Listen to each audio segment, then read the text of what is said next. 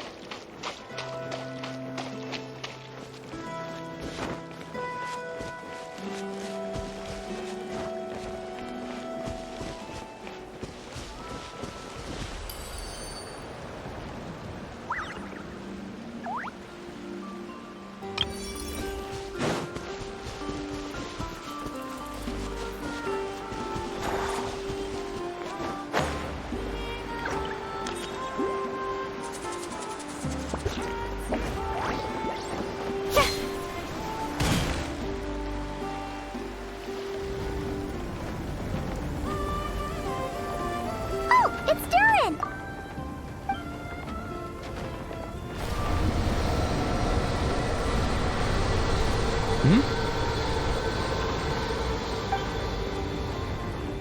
Traveler in Paimon? I'm sorry. I hope I didn't scare you.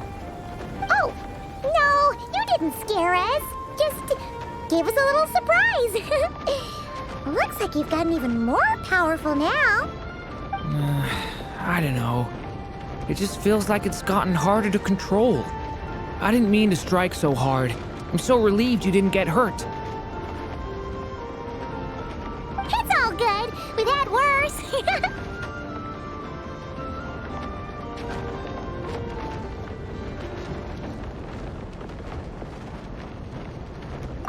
No, don't worry about that. It's been very stable ever since I got this body.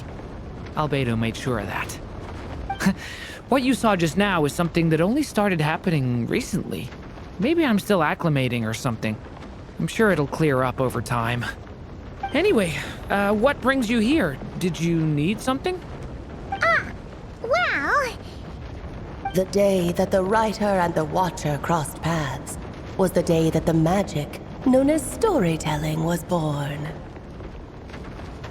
so, she asked us to come. Miss Alice? Oh, you too? I guess I really do need to work on my impression. Well, never mind that. It's been too long, Mini Durin. And please, that's Aunt Alice to you. I have brought you and the Traveler together here for a very important purpose. It has to do with your mom. My mom? Indeed, fairy tale author extraordinaire, Anya Marie Andersdottir. See, I knew this would be right up your alley. Now then, if you'll open the book, I will begin narrating.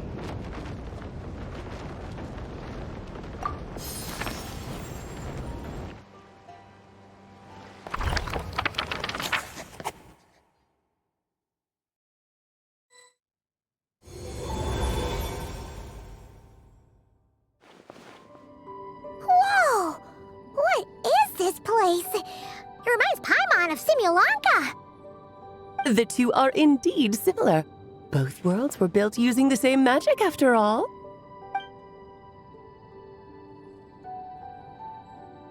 Aha! So it is Alice! Hello, Aunt Alice? Oh, no need to be shy. Just think of me as one of your mother's dearest friends. You keep talking about stories and magic. What's this all about? Simulanka 2.0 or something? Certainly not. Simulanka was a peerless masterpiece. Without the original author, it would be impossible to create a sequel, even for me. But you are right about one thing. Just like last time, I want to show you a work of magic that has to do with storytelling. What's this?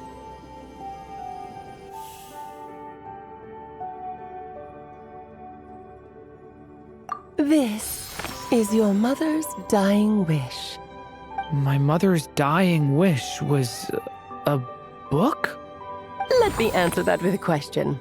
What do you suppose would be a writer's greatest regret? Have you ever read a book called The Little Witch and the Undying Fire? Oh, that's because it was the work of more than one person. It began as a little game at our tea parties. Each of us took turns writing the next part of the story. I wrote the first volume, then the other mages took their turns. Em was tasked with writing the final volume and tying everything up. But by the time everyone had finished writing their parts, Em had passed away. Oh, it was a terrible shame. A true tragedy. And that is the answer to my question. A writer's greatest regret is to leave a story unfinished. But all is not lost. I couldn't stand the doom and gloom of it all, so I went ahead and wrote an ending myself on her behalf. Then what's this book? This is the answer your mother gave to the same question. In her eyes, this was her greatest regret. She made me promise that I would bring it to you because she believed the only person who could resolve this regret is you. So my mother's greatest regret is another unfinished story? You could say that. And I guess resolving the regret means finishing the story? That's one way to put it. Oh, is a straight answer too much to ask for? Her answer was quite the opposite of what I'd expected. But oh, how touching it was. I'd love to tell you what she said, I really would. But that would spoil the plot, and we can't have that. Spoilers ruin everything. Oh. Just think of this task as giving a story a much-needed ending. All I ask is that you do your best. I understand. But I only just started learning human script, and I don't have any writing experience at all. Relax. Why else do you think your dear aunt went and found you two such wonderful helpers? With their experience, you'll have so many story ideas you won't know what to do with them. So don't be shy to ask lots of questions. Yeah. If it's to help Durin fulfill his mother's dying wish, then we're in. Aunt Alice, could I ask, what kind of story was my mother hoping to write? I had a feeling this might come up, but that answer isn't mine to give. You'll have to find it yourself, here inside this book. Don't worry. We'll help you come up with loads of ideas. Yeah, let's find a nice spot where we can settle in and read through this thing. We could even get some snacks, too. Oh, the actual process might not be quite the walk in the park you're imagining, Paimon. Why's that? Because when Em created this book, she borrowed my magic. In other words, it's not a book you can just pick up and read. It's a magical book. Its chapters are scattered through memories of the past. Gather them all, and the book will show you its secrets. So, where are we supposed to find these memories? Em left a trail of clues for each unfinished chapter. Follow the hints, and you'll find them. Oh, and when it comes to adding to the story yourselves, you'll need to use this. And this is... This, my dear little Paimon, is the ink Em left behind. Infused with a little of my own magic, of course. If you're planning on writing something inside the book, you'll need it.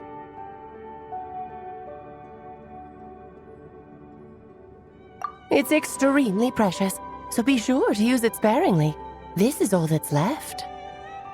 So we need to search for the memories and keep an eye on how much ink we're using.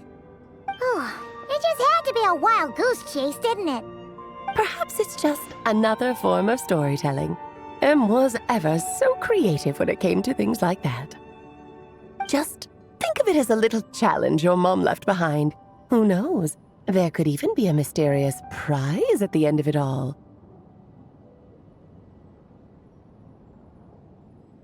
I don't care about that. This was my mother's dying wish. Whatever it takes, I'll find a way. Yep. With the two of us by your side, you'll be just fine. Okie dokie. That should be pretty much all you need to know. Oh, and once the story's complete, do let me have a little look-see, okay? I've read everything she ever wrote, so naturally, I can't miss this one. Yeah. Most of the time, you're pretty hard to pin down. Don't worry, I'll know when you're finished. Just wait for me to reach out. All right, off you go. I can't wait to hear how the story ends.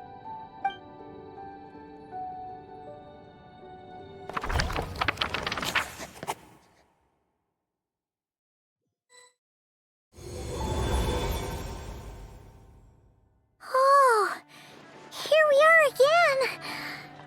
Alice's magic really is incredible, huh? Right. Alice mentioned we should be on the lookout for clues. Huh? A corner of repose for countless tales, watched over by the honor of knights.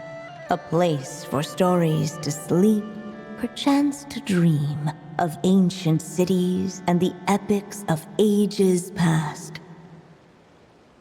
There, a witch once spent a sleepless night, and all to bring forth a story yet untold.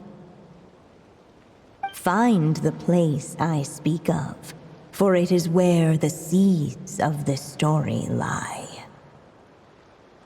Was that a riddle? Where do you think this mysterious place could be? Hey, you might actually be onto something. Guess that means we need to head back to Mondstadt? I had a feeling that's where we would be headed. After all, it's where my mother was from, and I bet it's where she wrote this story, too. Yeah, that makes sense. Still, I feel bad about dragging the two of you along on such a long journey. Don't worry about it. We don't really have much going on right now, so we're all yours. Come on, let's go!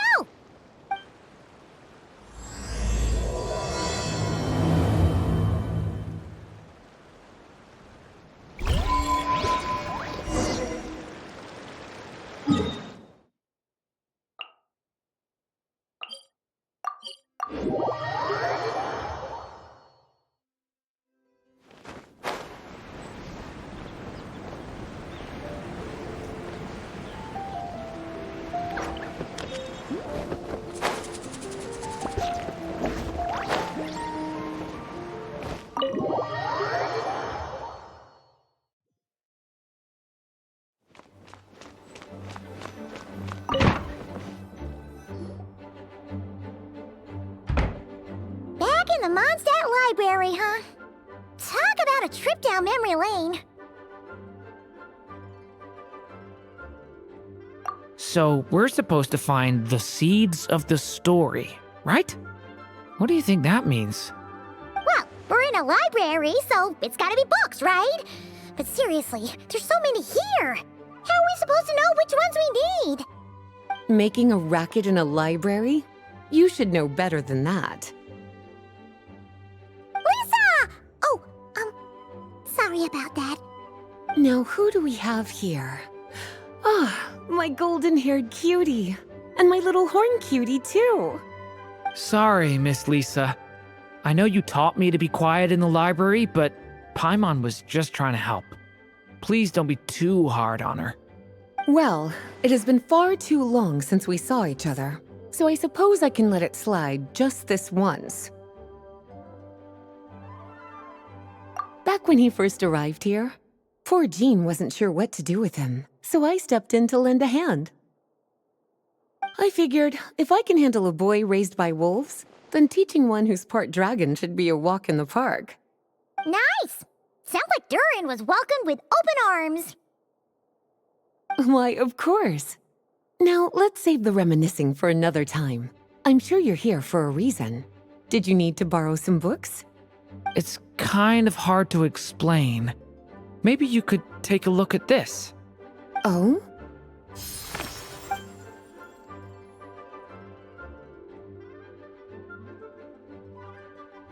Ah, I see. These so-called seeds of the story must be the books that inspired its creation. That's just how it is with stories. They grow out of the tales that came before them. And that mage, I can almost picture her here, hundreds of years ago, scribbling away at one of these very desks. But we don't know anything about this story. How are we supposed to figure out which books inspired it? As it happens, just before I found you here, I was looking into something rather peculiar. One of the knights reported seeing some books that weren't listed anywhere in our catalog. Stranger still, just as he went to reach out for them, the books vanished into thin air. And then a while later, while he was browsing through other shelves, there they were again. Seriously? That particular knight knows this library inside and out. I'd be very surprised if he was seeing things. Something tells me these might just be the magical books you're after. According to the report, there are 3 of these books in total. I'll be relying on you to track them down, cuties.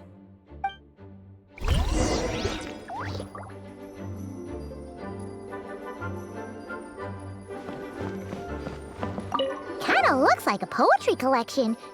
But why is part of the title missing? Let's see what Lisa makes of it.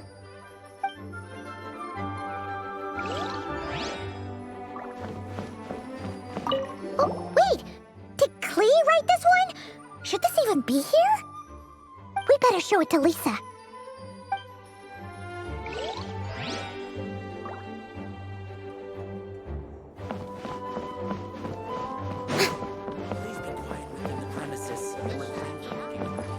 An experiment log? Looks like part of the title's been erased. There's something seriously suspicious about this book.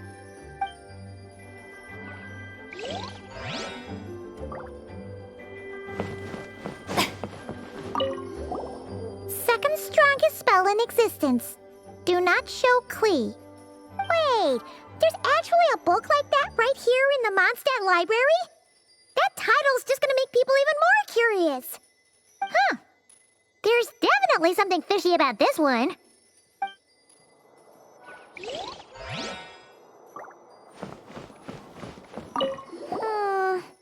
Let's hang on to this one for now. Could be one of the ones we're looking for. It's one of M's, after all.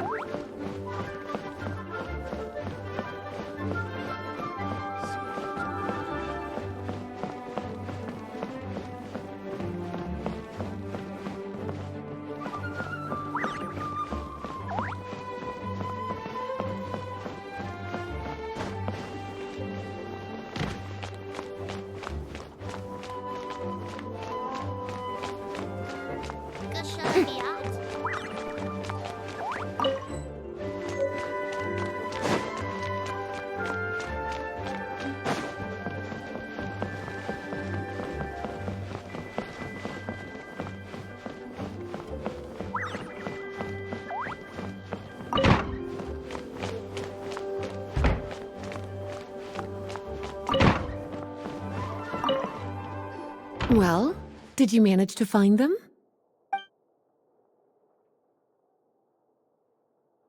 Huh. This book definitely doesn't belong here. Yeah, we can tell just from reading the title. Albedo was the one who brought it in. He suggested I place it on the restricted list and keep it sealed away. Why? He said it's full of forbidden alchemical formulas, some of which could even result in the creation of dangerous monsters. Apparently, the danger it posed was so great, he didn't even feel like it was safe to carry around or keep it in his workshop. Really? Definitely sounds like it shouldn't be here then. Still, if that mage read this book too, it must have been written a lot earlier than I'd imagined. Well, did you manage to find them?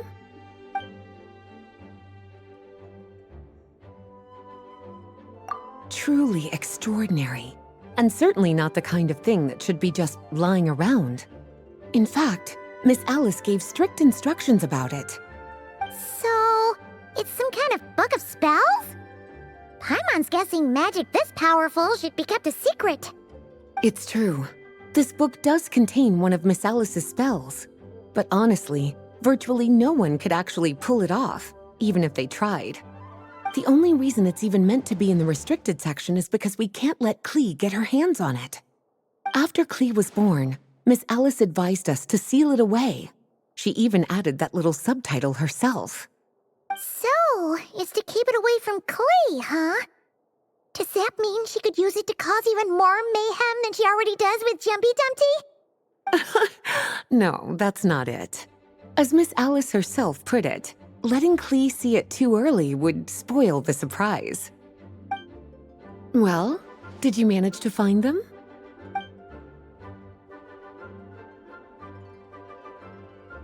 Yes, this is a restricted book, all right. It certainly isn't supposed to be here. Huh. But it looks like a regular poetry collection. How did it end up being classified as a restricted book? The issue lies with one of the poems inside. You've heard of the great battle that took place on Dragonspine, yes? 500 years ago, during the cataclysm in Conria, an evil dragon descended upon Mondstadt. A fierce battle with Dvalin ensued, but in the end, the evil dragon fell, and Dragonspine became its resting place. We're talking about Durin. The Durin of Dragonspine. Well, the poem in question turns the whole battle into a dance, with the evil dragon recast as an innocent child who came here in search of friends. But given all the suffering experienced at the claws of that dragon, how could the people of Mondstadt accept such a retelling? Bards are often accused of inventing history or distorting the truth in their ballads. But this one hit a bit too close to home. And since the knights back then were unable to track down the author, they decided to ban the entire collection, blot out the title, and seal it away for good. So the version in the poem, it was all a lie? I'm afraid that question is something only the dragon himself could answer. Well, would you look at that? Seems like these are the little troublemakers you're after. And all three just so happen to be forbidden texts. What kind of story requires reference material like that, I wonder? Forbidden texts? You know, the first time you mentioned that the library had a restricted section, Paimon thought you were just trying to scare us. Are you saying it actually exists? Not really something you should be poking your little nose into, is it, cutie? Sorry.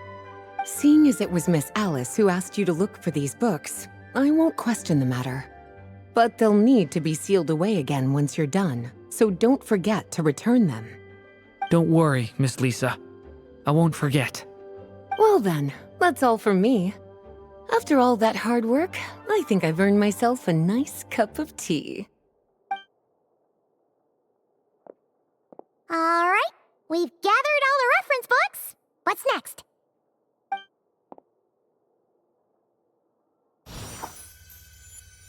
Wait, look!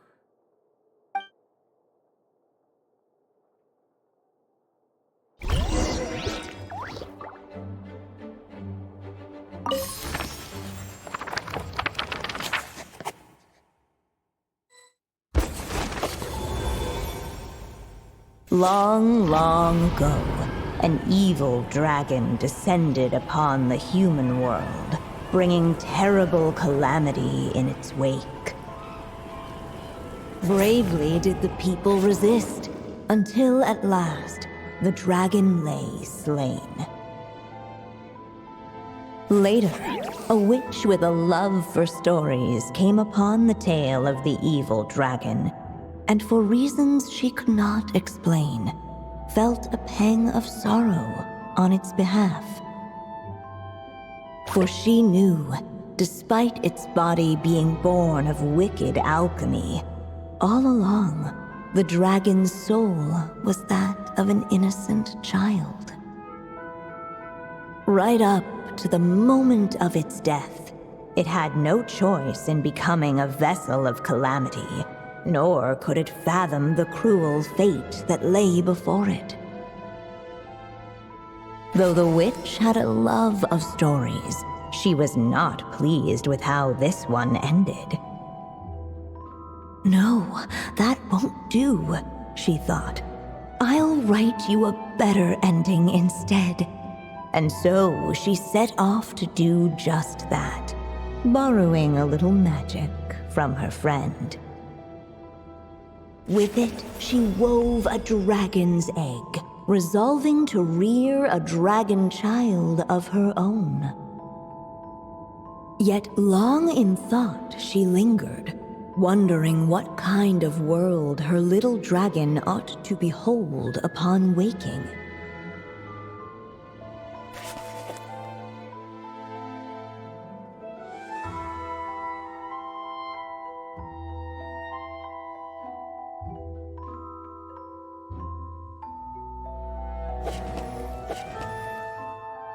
At last, she made her mind up, adorning the cradle with a trace of palatial splendor. Then, she quietly waited for the egg to hatch.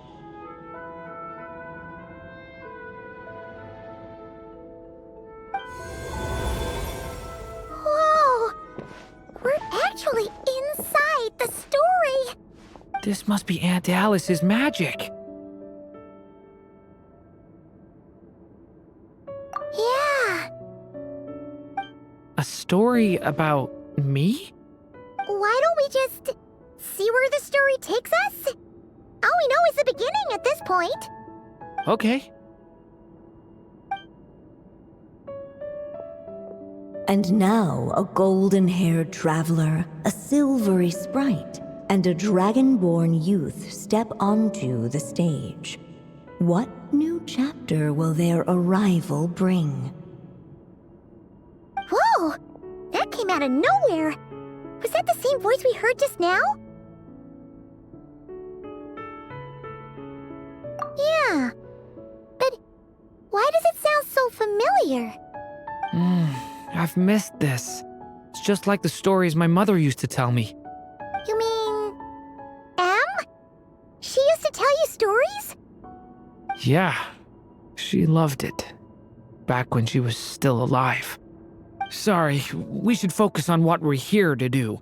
So, now that we're in the story, what's next? The dragon youth wondered aloud. Yet all he could do was wait for the story to unfold. Of course, there's something to be said for helping it along. Perhaps a little exploration could prove fruitful. Oh! Is that a hint? Yeah, I agree.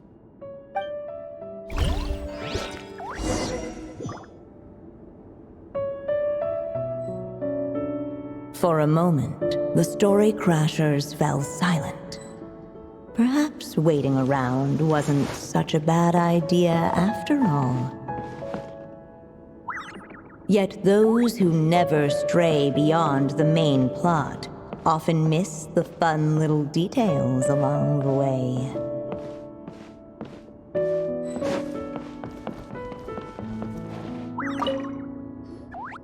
This must be the dragon egg, right? Looks like it's gonna hatch any moment now. So we've got a dragon egg about to hatch, a witch who loves stories, and that evil dragon we heard about at the beginning. Yep, it all adds up. This is my story, isn't it?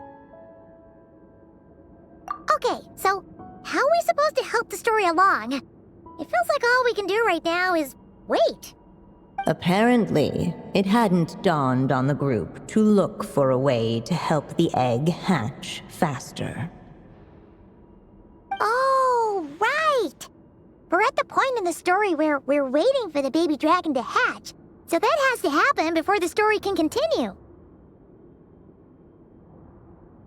With the flames at his command, perhaps the dragon youth might be able to provide the egg with sufficient warmth. What? You want us to roast the dragon egg? The silvery sprite's surprise betrayed her lack of reading, for in countless tales it is told that only by fire's embrace will a dragon's egg hatch swiftly. Huh, you kinda have a point there. Okay, I'll see what I can do.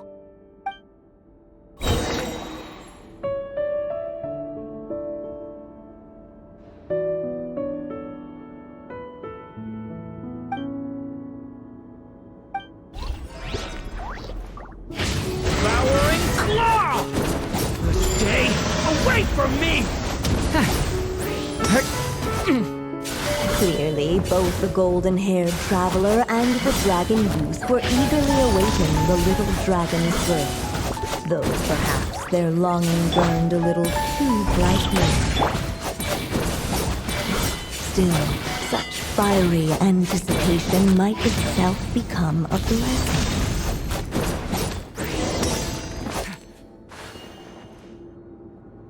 At last, under the witch's expectant gaze, the little dragon broke free from its shell. No living being has ever decided the moment of its birth. You were no exception, my child. I brought you into being because I willed it so, just like the witch who created that evil dragon. But I promise you this. Your birth was wanted. You are loved, and you will have a different fate than the dragon that came before you. You've never told me those things before, but for some reason, I always knew. Thank you for bringing me into this world.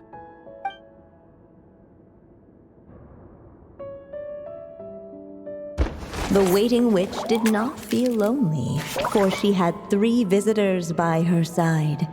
Together, they beheld the hatchling's first breath of life. Holding her dragon child close, the witch promised him a life unlike that of the evil dragon. And so, nestled in his mother's warm embrace, did the little dragon's story begin.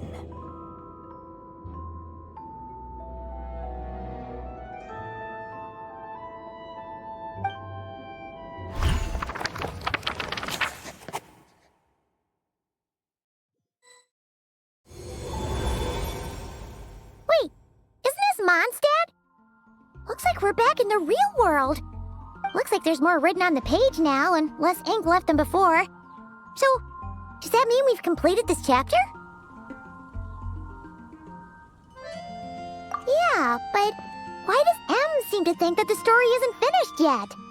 Durin broke free from the curse, came into this world with a new body, and even made a bunch of new friends. That already sounds like a happy ending to Paimon. True. Everything's always so mysterious with these mages. Guess all we can do is wait for more clues. Huh.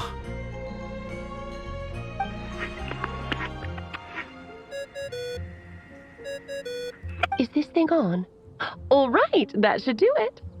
Hey, that's Alice's voice. Hello there, children.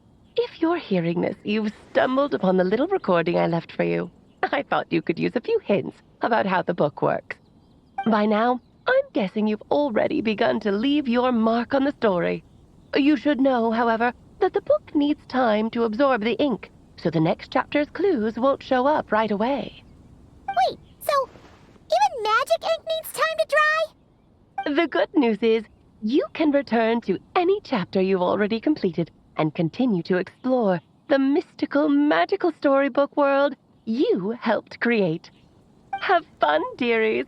Toodles! Oh, man. Paimon was so ready to knock this out in one go. Maybe it's for the best. Sooner or later, we'll end up being whisked off to another world again, and if that happens, who knows when we'll be able to come back. So it might be good to take a break while we can. A break. Yeah! Paimon has a sudden craving for the Good Hunter's sticky honey roast. And we happen to be in Mondstadt, so... So let's meet up here later. I need to find Miss Lisa to return those books anyway.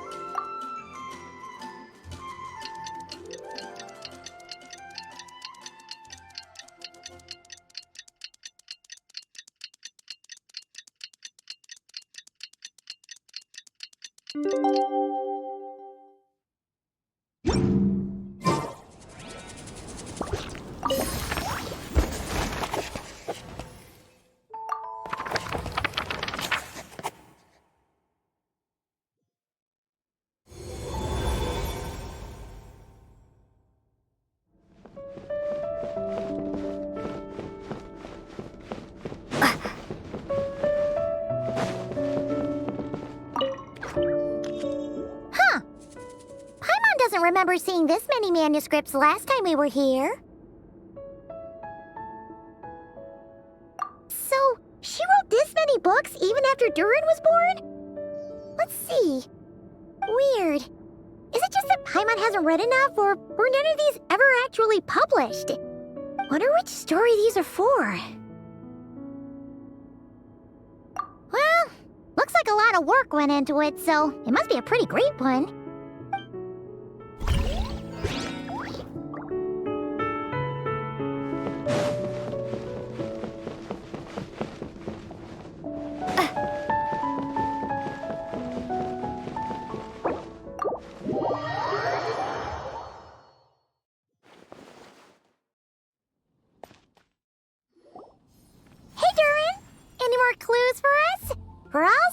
The next chapter. Yeah, I was just about to come find you. Let's see what it says. Now sprout to life the story's seeds, stirred by wind-born melodies. Then on that breeze the music leaves, fading into distant memories.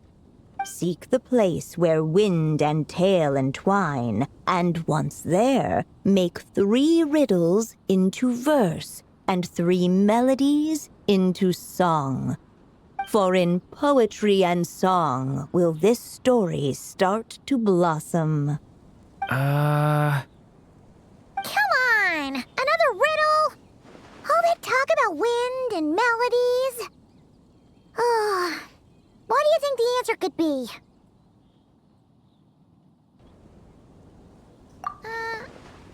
Oh! Care to elaborate? Wind, music, poetry. Tone-deaf bards gotta know the answer. You mean Lord Barbados? Albedo introduced us when I first arrived in Mondstadt. I mean, someone like me was bound to catch his eye sooner or later. It's better that it's out in the open anyway. Now, how should we track him down?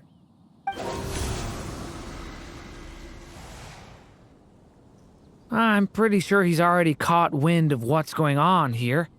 Why don't we just see where the wind takes us? Ah, right. He definitely makes it easy to forget he's a real god sometimes.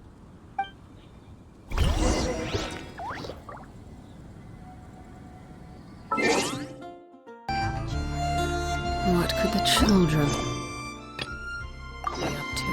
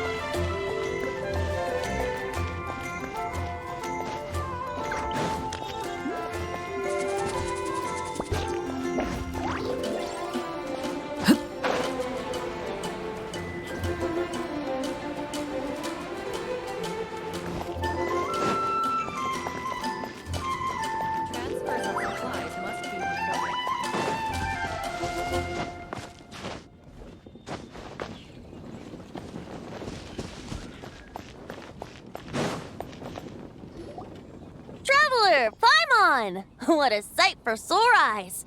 Ah, and the little dragon from the fairy tale world. I heard your voices calling out to me on the wind. Something about needing help with a riddle? Sorry to disturb you, Lord Barbados. Disturb me? Not at all! To tell you the truth, I'm just as curious about this riddle as you are. Let me take a look.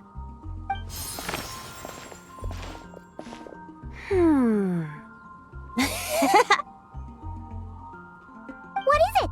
Did you figure out the answer? 3 riddles and 3 melodies. That sure takes me back. The answer you seek lies hidden in memory. Looks like running to Tone Deaf Bard was the right call after all. Long ago, those mages came to Mondstadt, seeking to test their strength against mine. But I replied, let us make music, not war, and resolve our conflicts through song. So I strummed my lyre and sang them this verse. O wind, welcome now, my guests. Pass through verdant leaves unseen, where shape your formless self may take, and offer up a graceful scene, a fleeting gift for welcome's sake. Leap at the edge of a sea of clouds, where land meets sky and sky meets ground. There frighten off the noisy crowds and bring my guests a calm profound. Fly beneath the stars up high, where mortal noise is swept aside, that my dear guests with starry eyes may share the dreams they hold inside. Now go to where I vowed to keep a quiet spot for them to sleep. No clash, no contest bars the way, just tea and mirth to fill the day. There you have it, the 3 melodies. As for the answers to those 3 riddles, I trust you can guess them by now. The woods, the edge of a cliff, and the sky? Correct! Funnily enough, your mother was also the first to solve it, all that time ago. There must be some kind of special rapport between those who write stories and those who sing them. The woods, a cliff, and the sky. Oh! So that's where it is! I suppose the spot that answer points to is where you're headed next. You should know, after solving my riddle, the mages even accepted my proposal and made that location their official meeting spot. And going by what your book is suggesting, once you found it, you might want to try playing the melody I just shared with you. Guess you can be pretty reliable when it counts, huh, Great Animal Archon? Thanks for the help, Lord Barbados. Still got questions for me, huh? Yeah, you must have read countless tales in your time, being a wandering bard and all. In your experience, why might an author consider a story unfinished? Unfinished? Well, I guess if there's something left to accomplish in the story, or, if the last line goes, "To be continued." Huh? Wow, your helpfulness lasted for like 1 second.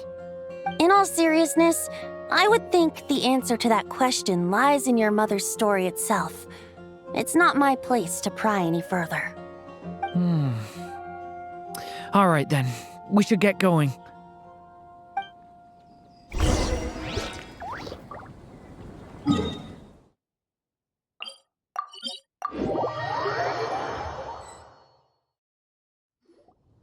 Okay, we're here! Now, we just need to play the 3 melodies, and we should be able to gather the memories for the next chapter, right? A musical performance? Huh. Out of all the things Miss Lisa has taught me, that's the one I'm worst at.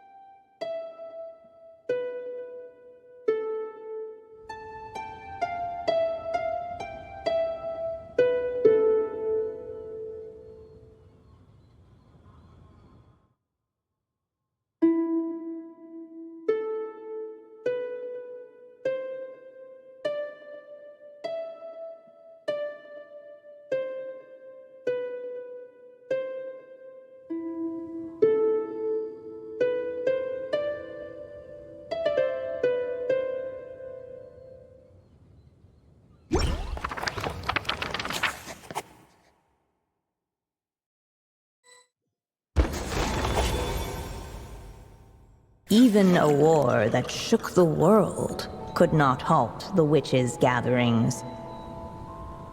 Yet even so, with the passing of time, 3 of their teacups no longer came to be set. The witches did not linger long in sorrow, for the story witch had brought glad tidings of her own. Born was her dragon child, safe and sound. Her fellow witches offered up their blessings, eagerly debating how to celebrate the child's birth.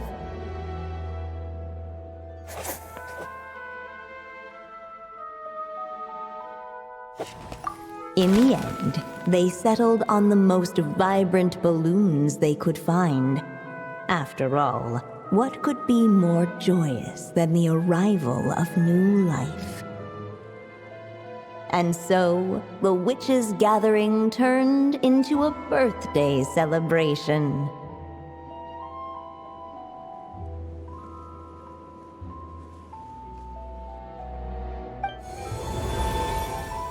So, we're back in the story world, huh?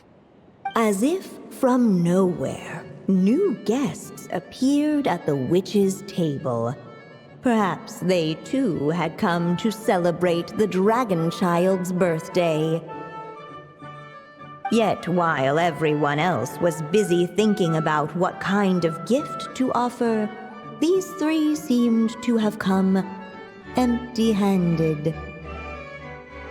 Hardly the recipe for a warm welcome to a birthday party, now is it? A gift? Hey, what's this all about? We only just found out this was a party. While the guests voiced their complaints and grievances, perhaps they should have been wondering what kind of gift to give instead. So, we need to bring a gift to advance the story? Oh, but where are we supposed to get something like that? Perhaps it would be a good idea to have a look around. Why didn't you just say so?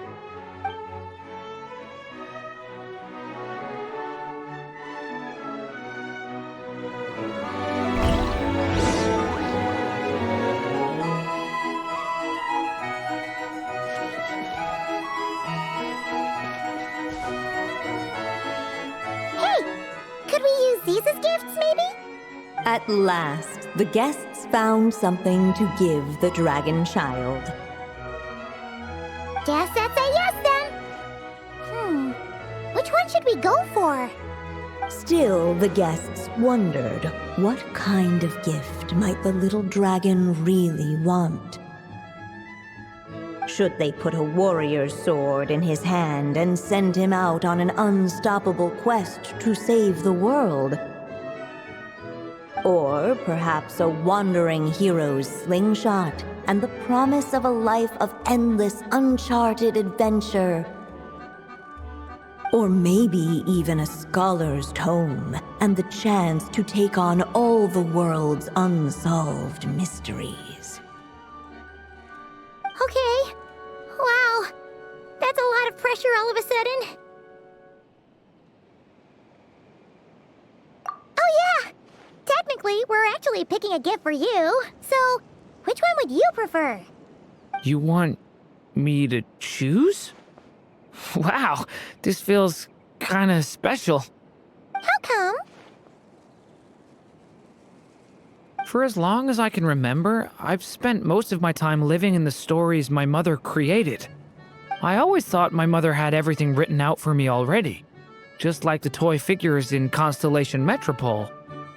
What I wanted to do with my own future. That's something I've never really thought about.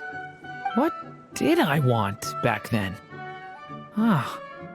This is the first time I've ever asked myself that question. Sounds like this is the perfect opportunity to answer it then. It's been a while since you left Simulanka, and after everything that's happened, it might be about time to start thinking about your future.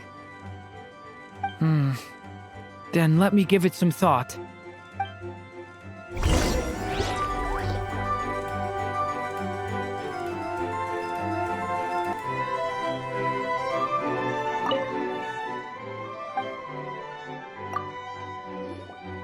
In the end, the guests settled on the Scholar's Tome. So you're the scholarly type, huh? I just feel like I should learn more about the way the world works. What makes you say that? I'll give you an example. Did you know that in Mondstadt, using fire to catch fish is a punishable offense? I thought she was just teaching me regular hunting techniques. It was only after Master Jean caught me and sent me to solitary confinement that I realized I'd misread the situation. So much of what's considered common knowledge in your world just wasn't in Simulanka. So I have to learn, or I'll keep causing trouble for everyone else. sure that counts as common knowledge.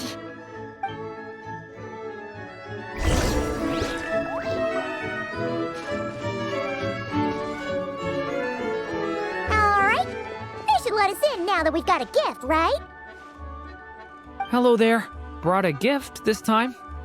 The newly arrived guest presented his gift, wishing the little dragon a future as a wise and accomplished scholar. Accepting the guest's blessing, the Story Witch invited him and his friends to take their place around the table. Finally, she could introduce them all to her dragon child, telling all in attendance about the moment of his hatching, and of course, the name he'd been given.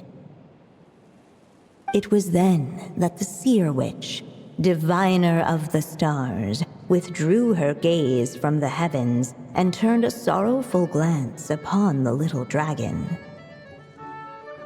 You gave him the same name as that evil dragon? That's right. But the life I intend for him shall be very different. What folly to love so blindly. For as you must know, a name is the mirror of destiny itself.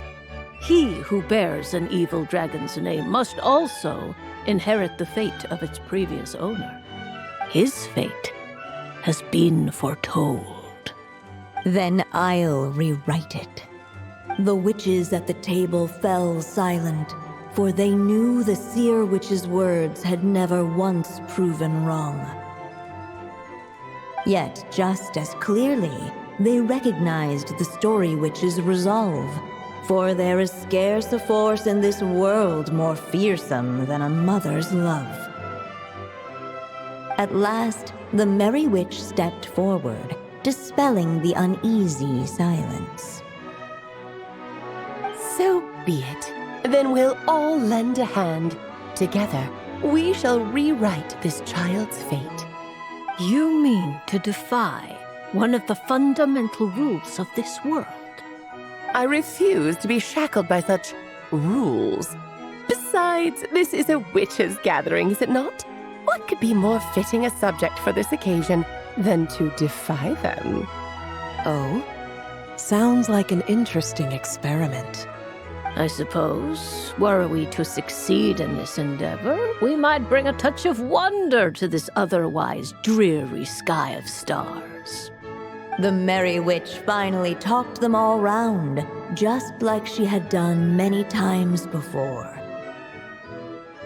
Warm and strong as the sun she was, so much so, in fact, that those who her light shined down upon had no choice but to bask in it.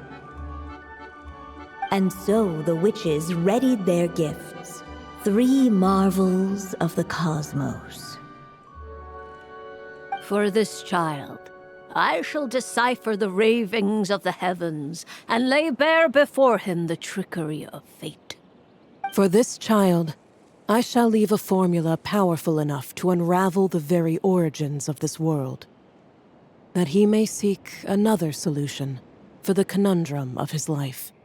For this child, I shall call upon wondrous magic to make possible his impossible wish. All the Story Witch had was the pen in her hand, yet with the love that flowed from it, she resolved to bring forth a marvel of her own. For this child, I shall leave behind the last story I will ever write, and with it, a path to an ending yet untold. With the witch's blessings given and received, the little dragon's fate at last began to turn. In the midst of the dragon child's birthday celebration, the Seer Witch proclaimed her prophecy. The child had been given the evil dragon's name, and with it, the burden of its fate. But hearing this, the Story Witch vowed to rewrite it all, for such was her love and resolve. And so the other witches offered their gifts in turn, marvels as rare as any in the cosmos. Together, they sought to test one of the fundamental laws of this world, in part to support a mother's love, and in part to sate their own curiosity. Oh, and I almost forgot. Our new guests came bearing blessings of their own. Who knows? Perhaps this extra dash of wisdom might be all the little dragon needs to change his fate.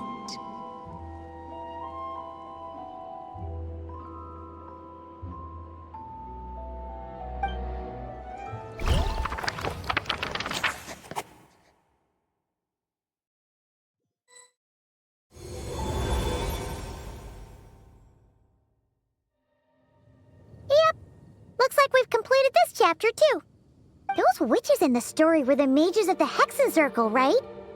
They sure seem to care a lot about you, Durin.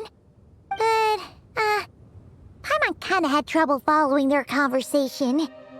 Just a bunch of mystery, as usual. The evil dragon's fate. Oh, is that what you're worried about? But didn't we already take care of that?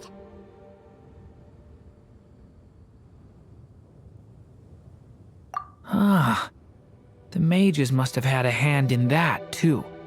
Also, I was just thinking, which part of the story are we even meant to be completing? Oh,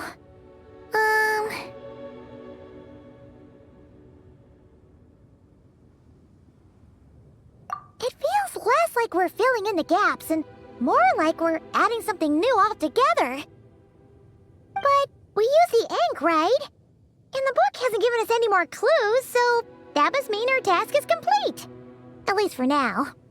Yeah, I guess we're doing something right.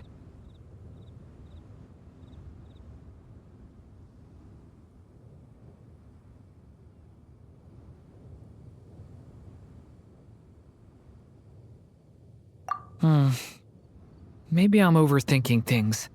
It's just, this is my mother's final wish, so I don't want to mess it up. Anyway, thanks for all your help. I'll let you know as soon as the book reveals a hint about the next chapter. Okay then. See you in the next chapter.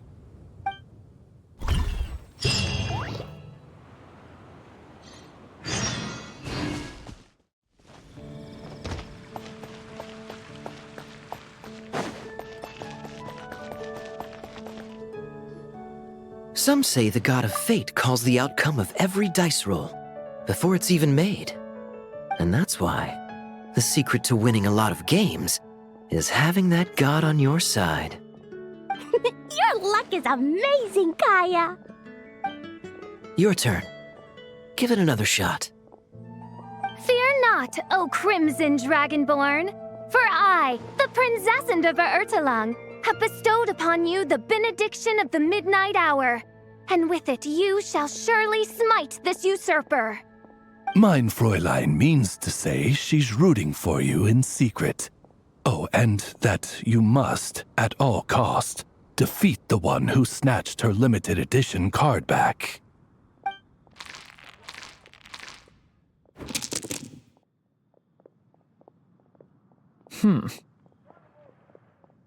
I'm not too sure if that counts as good luck or bad.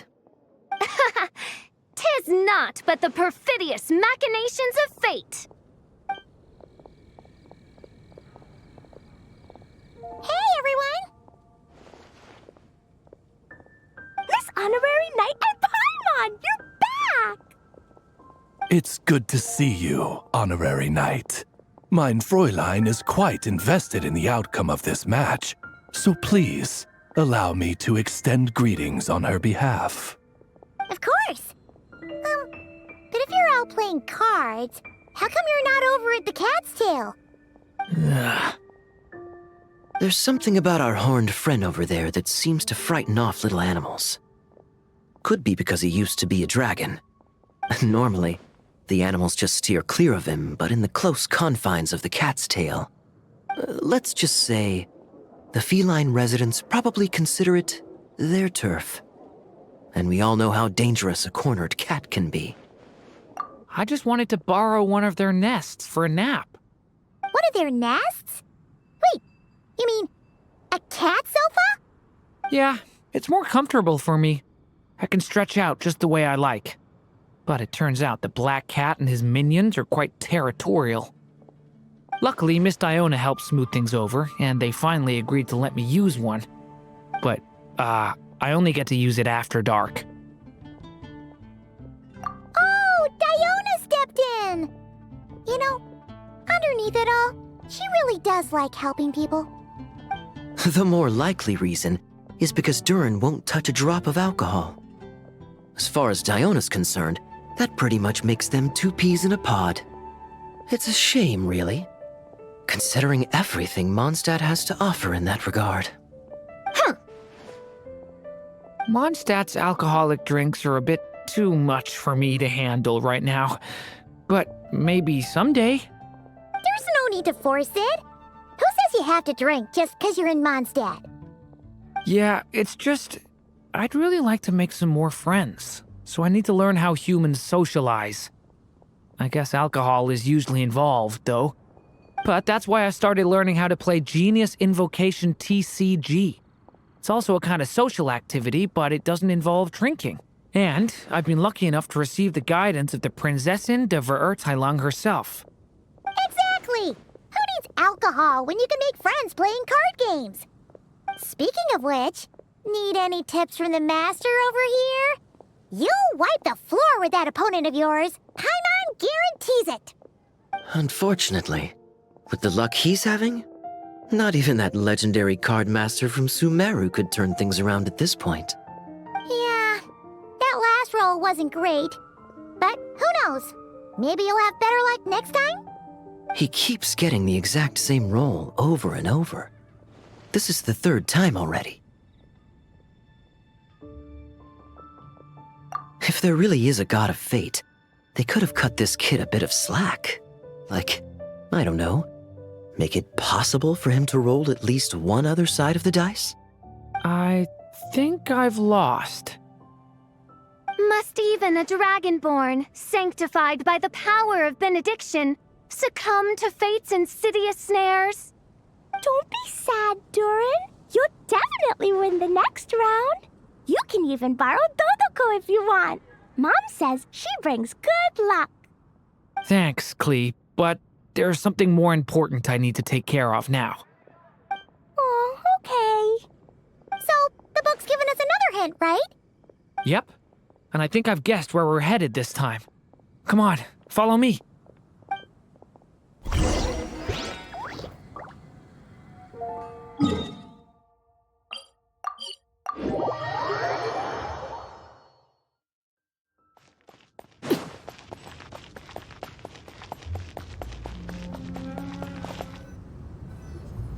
In what sort of castle might a storybook dragon dwell?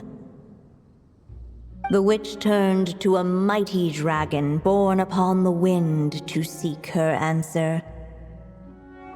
From afar, she beheld a solitary castle, standing lonely beneath its wings, and wrote it into words. Its walls kept out the wind and rain, yet also cast a solemn shadow. Enveloped by their shade, the story's boughs were lulled into a torpid slumber and reached no further skyward. So that's the clue. I think we're meant to find a place where dragons live, and this time, in the real world. I asked around, and it just so happens that there's a place like that in Mondstadt. Yep, that checks out. I've heard that the dragon here is called Dvalin, and that he's a magnificent creature. I hope I get the chance to meet him. Wait a second. Do you think having the two of them meet is the best idea? You know, considering everything that happened in the past? How would we even explain everything to him? Well, if we do run into Dvalin, it should turn out okay with us there at least. Is something wrong? Nope.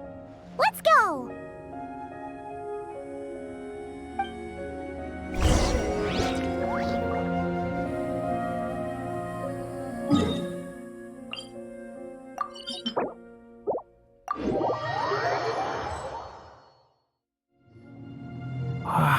So, this is where Dvalin lives? Yeah, right into the middle of a raging storm. If you're afraid of getting blown away, Paimon, you can always hang onto my sleeve. This isn't Paimon's first rodeo. Come on, let's get going.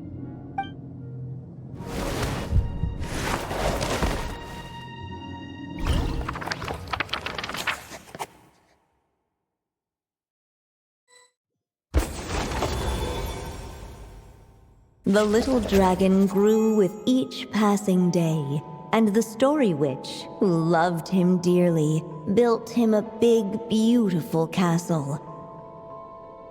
Yet in the end, she herself succumbed to time's merciless march, setting forth on a journey to a place beyond even the stars. All of a sudden, the little dragon found himself alone. He tried leaving the castle to make some new friends. But already he had grown the claws and scales of an evil dragon, just as the prophecy had foretold. Afraid he might hurt someone, the gentle little dragon hid within the castle his mother had built and came forth no more.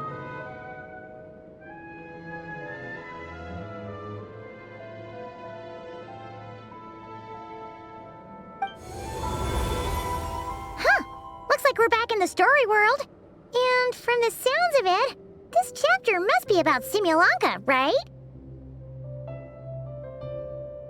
Yeah, like the fairy from the Forest of Blessings, the king of Constellation Metropole, that cat lady who turns into a box.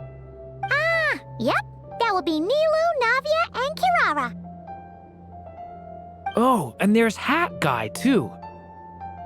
Only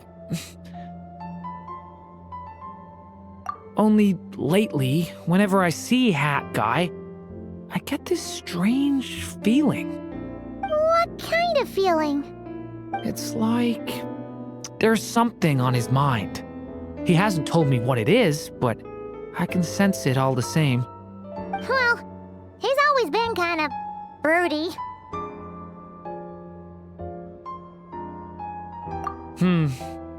I guess I should focus on fulfilling my mother's final wish for now, though. Yeah, we should get started on this chapter. So, let's track you down and free you from fate's curse once again. That day, a small band of adventurers suddenly arrived beneath the castle walls. They promised to help the little dragon cast off the curse of fate. Yet as they stood beneath the castle walls, it appeared they had no idea how to even begin. Hey! Instead of making fun of us, how about giving us a hint? The little dragon had shut himself inside the tall tower at the castle's center. Anyone who wished to reach him must traverse the barriers that wall off his heart, for there is no other way. Looks like we're in for another long one. Let me try something. Ooh, do you have an idea? If that little dragon in the tower used to be me, then surely I'd know how he shuts people out better than anyone. Come on, follow me.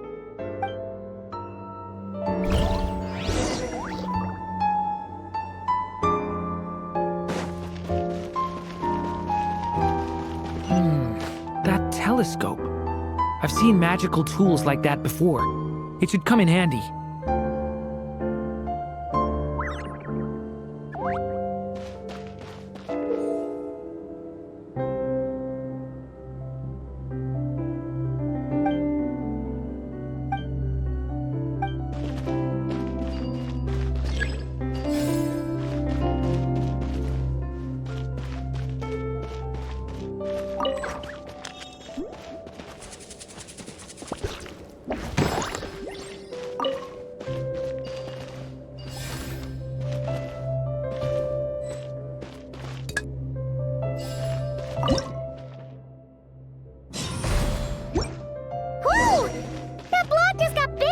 We can get past the obstacles ahead by using these blocks to jump upwards.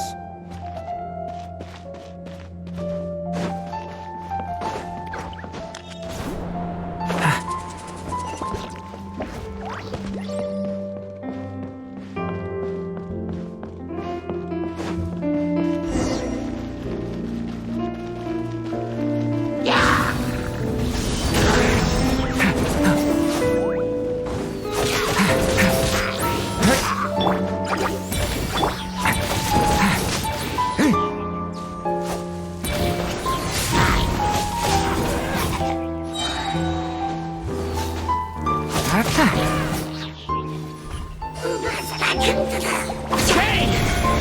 New life! Leave it to me!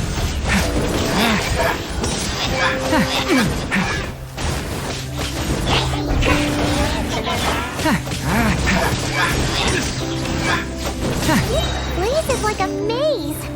How are we supposed to get through? We'll just have to check each spot.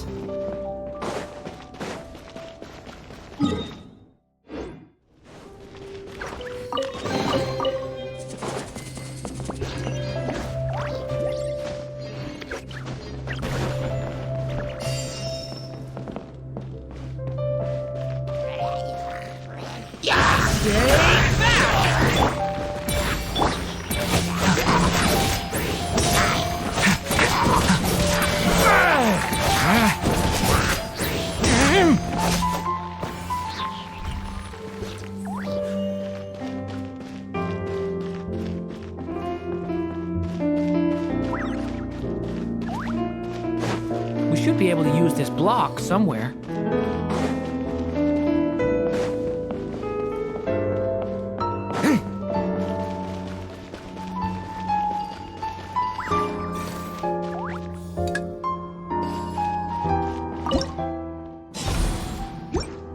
Still not enough. Guess we'll have to keep searching.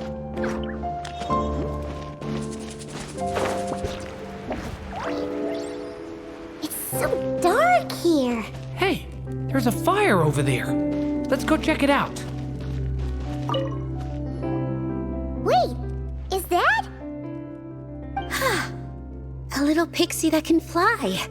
Are you here to help the dragon break his curse too? Oh, what's this? More brave adventurers bold enough to set foot in this castle? Come, join the ranks of your liege's guard. Nilu and Navia! Nilu? No. I'm a flying squirrel fairy. And I'm a giraffe king. Not this Navia you speak of. That's right. Oh, and don't forget Catbox Lady. Are you friend or foe? Friend! Definitely friend! Miss, Catbox Lady?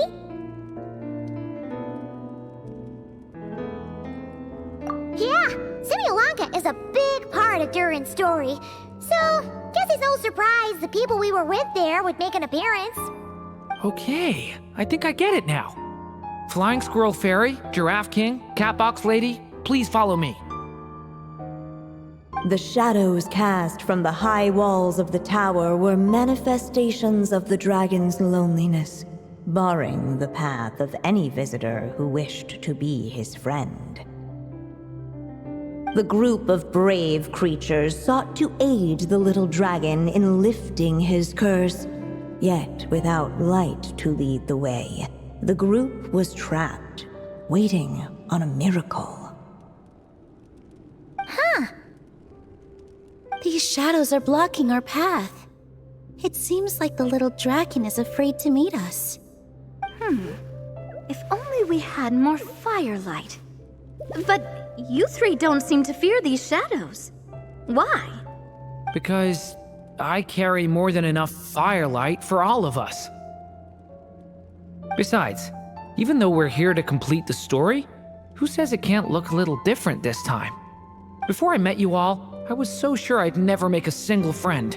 I pushed away anyone who tried to get close, until some kind of miracle brought you to me. This time, allow me to return the favor.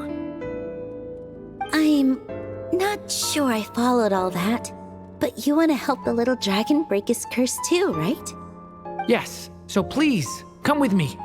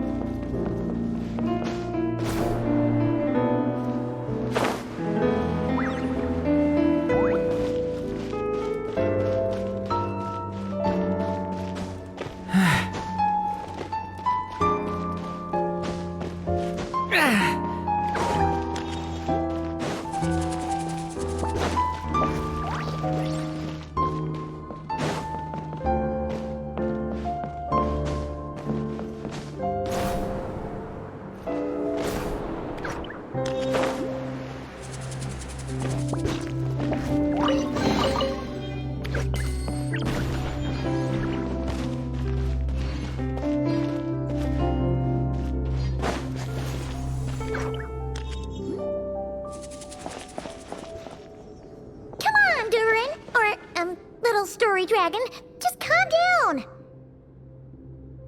Stay back! I don't want to hurt you.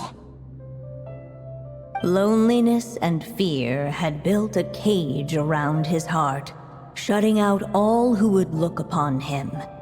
And thus, all the adventurers could see was his shadow.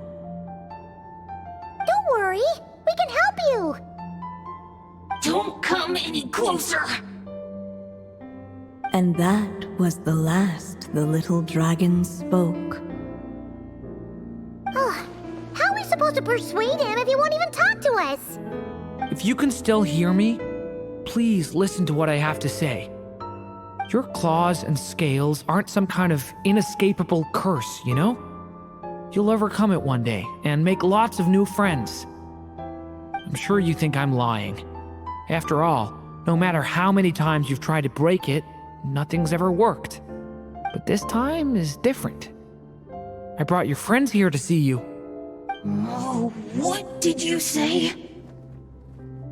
Hi, little dragon. I'm the Flying Squirrel Fairy, and I'm here to help you lift your curse. Will you talk to me? And I'm the Giraffe King. Don't be afraid, little one. We're not afraid of you. I'm just a cat in a box, but I'd very much like to be your friend too. These are my friends? Yeah, they're your friends in the future you'd be trying to avoid. I can promise you that. They're reaching out, so you just have to ask yourself one question. Do you accept? After a long silence, heavy footsteps echoed from the tower's shadows, but still, the one who made them refused to step forward. Though the cage to his heart had been unlocked, the little dragon remained ashamed of his claws and scales. How can I face my friends like this? Don't worry, little dragon. We're gonna offer up our blessings and make a wish to the goddess of fate to release you from your curse. Yeah, just like last time! Make a wish? To the goddess of fate? At that moment, the merry witch made her entrance. Hello, little one. Don't be afraid. With the blessings of your friends, your wish shall be granted. Alice? Wait, you're the Merry Witch from the story? Correct. It is I, the Merry Witch, creator goddess of this realm. And it just so happens the goddess of fate is none other than my dear friend, the Story Witch. I'm here to make good on my promise to lend her my second strongest spell. With this spell, she'll have the power to create an entire world. So naturally, granting your wish won't be a problem. Provided, of course, you receive your friend's blessings. But before we proceed, I must check something on her behalf. Little dragon, do you accept this blessing? I want to be your friend. So if you're offering, then yes, I would love to have your blessings.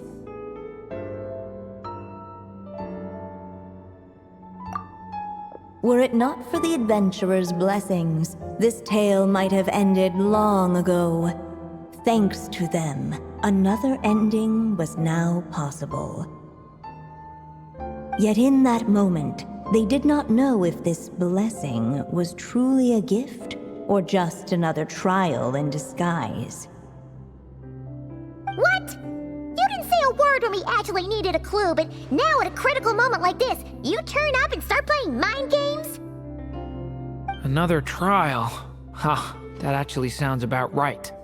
Be it the fictional problems of Simulanka or unavoidable conflicts in the real world, if you think about it, that's what they've been all along. But if it wasn't for those trials, I never would have met any of you. So, despite all that, I'd still like to give my blessings. That's the spirit! Come on, Durin! Let's help you make your wish come true again! On behalf of both my past and present selves, thank you, my friends. Fortunately, a brave band of adventurers heard tell of the little dragon's story.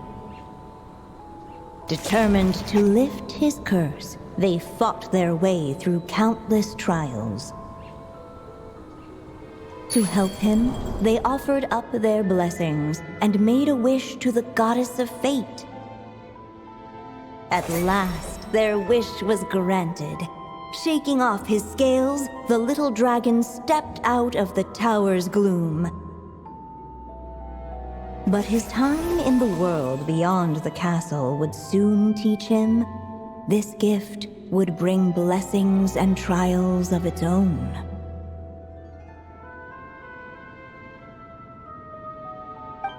And as far as the little dragon was concerned, the tricks of fate had just begun.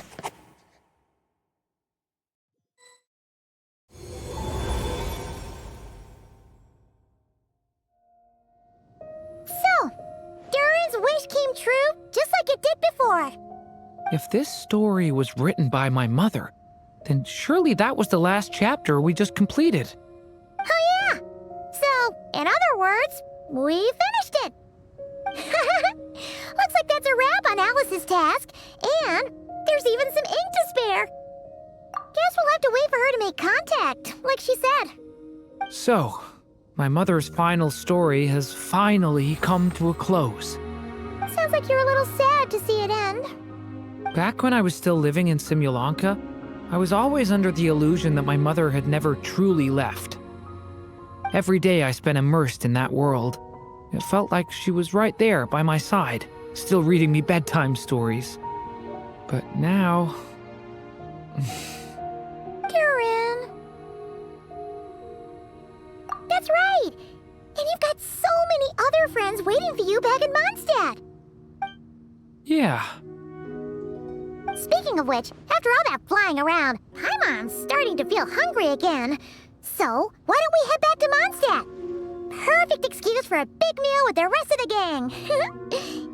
Now that you've fulfilled your mom's final wish, a little celebration seems in order, right? It's just a pity we never got to see that big, beautiful dragon. You were really looking forward to meeting him, huh? He might not be here all the time, but Paimon's sure you'll get a chance at some point. All right, no worries. Anyway, since this feast is to celebrate me fulfilling my mother's final wish, I guess it should be my little treat. Pretty sure that's how humans do it, right? Nuh-uh. This one's on the Traveler and Paimon. Celebrating each other's achievements is what friends are for. Honestly, when it comes to who treats who, human rules are so complicated. See? He wants to be friends with you too. But the moment hasn't come. At least not yet. In any case, the story should have a better ending this time, don't you think?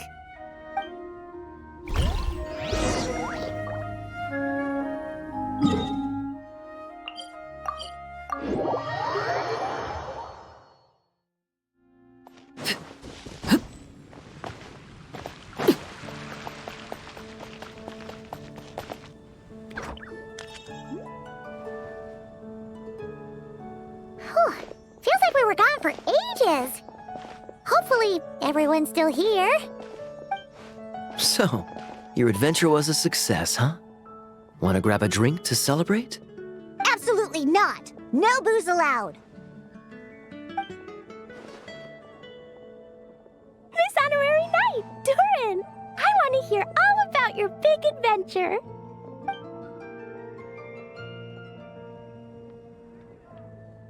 We're gonna order a big meal for everybody first. We'll talk while we eat.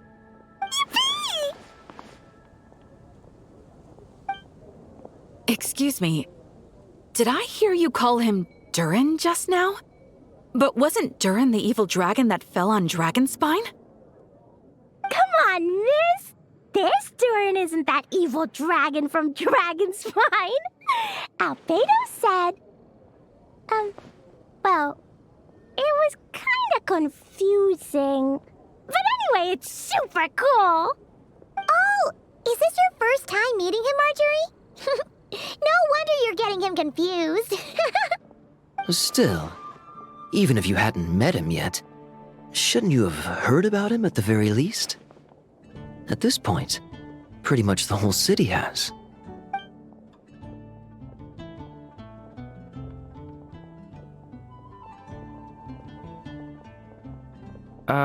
Why is everyone...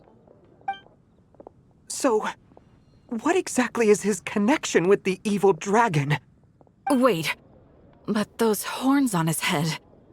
Surely he's not a... Did everyone just forget about Durin? No, that can't be.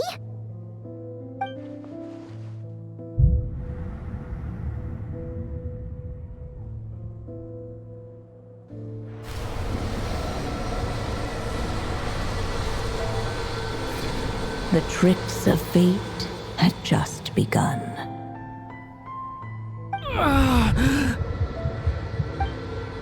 Watch out!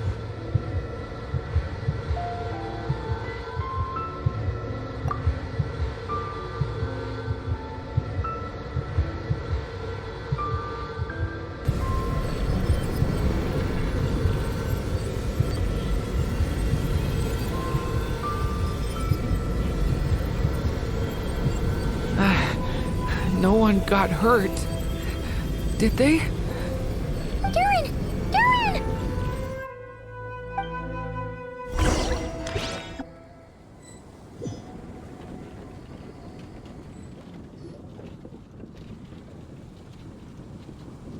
I just had Barbara check him over.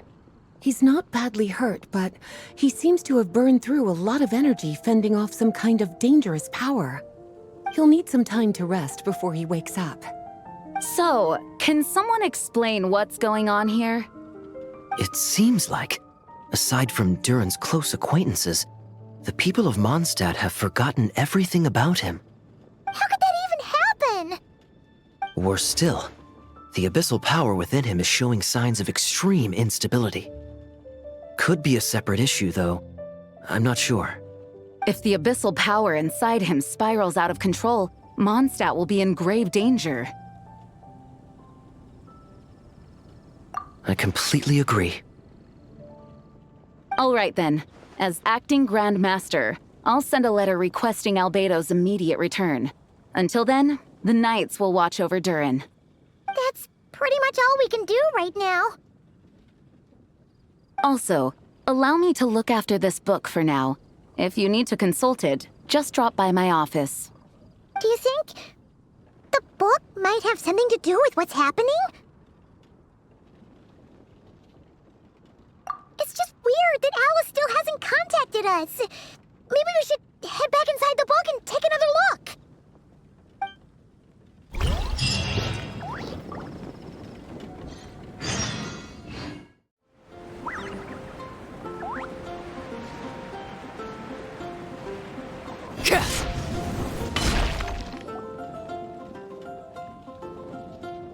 Jean! Hello, you two. I'm glad you got my letter. Durin's awake and waiting on the bench over there. I'm here if you need help. Just give me a shout. Don't worry about us. We'll be fine. Oh, hey, you two. I just remembered what happened right before I passed out. Thanks for holding me back. I shudder to think what might have happened if you hadn't.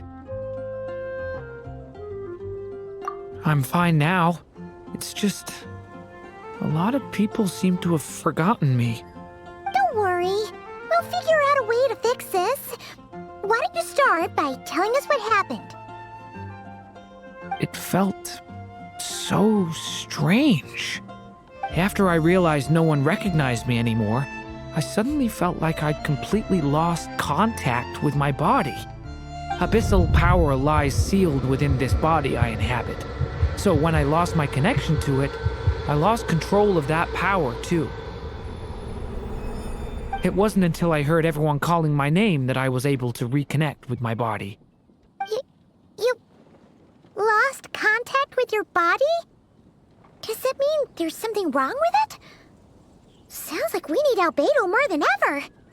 I don't think the problem lies in Albedo's alchemy. Huh. But then, why are people forgetting you?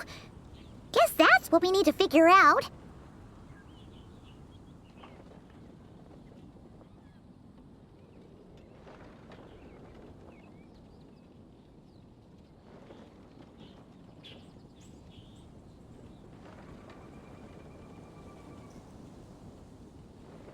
That means we need Alice for sure. But it's been ages and she still hasn't been in contact. Now would be a really good time for a hint. How could the story's budding branches even hope to reach beyond the towering walls? Leaving the castle, the witch went off in search of the tallest, grandest tree in the whole world. High up in the canopy of that tree, she sought a resting place, a refuge where the little sapling might take root. Go to that place, for it was there that the sapling felt its first breath of wind. Huh? Was that another clue? Does that mean the story isn't over yet? Leaving the castle. It just occurred to me. If this story is all about my own experiences, then wouldn't what happened after I left Simulanka be part of it too? But how could she possibly know exactly what would happen? And even if she did, how could we know when the story was complete? Yeah. Since we can't reach Alice right now, we'll just have to get to the bottom of this ourselves. But first, we gotta figure out where this riddle wants us to go. The tallest, grandest tree in the whole wide world. Huh. The only place that ever gave me that feeling was the one I ended up in right after leaving Simulanka. They had great coffee there too, and so many books you'd never run out of things to read. Think about it. Our search in Mondstadt began in a library, right? Well, Sumeru City's got one of those too, and it's absolutely huge. What do you say? Should we try looking there? Huh. That does kinda makes sense. And it's not like Paimon's got a better idea. Alright, let's just give Jean and the others a heads up first. Well, it sounds like you've got a plan, so I won't interfere. All I ask is that you stay safe. Albedo won't be back for some time, and until he is, we can't know for sure how dangerous Durin might be in his current state. I'm so sorry about what happened before. Believe me, I'm not blaming you, and neither is anyone else here. If anything, it's the opposite. We're all just worried about you. Worried? About me? Come with me. I want to show you something. As soon as they heard you were awake, they all hurried over to see how you were doing. You all came to see me? A little birdie told me you're working on finishing a storybook. So maybe all those people losing their memories is just a plot twist, waiting to be resolved. Miss Lisa, you always seem to know how to put my mind at ease. Please, everyone, don't worry about me. When I get back, I'll find a way to complete my mother's story, and the one we started, too.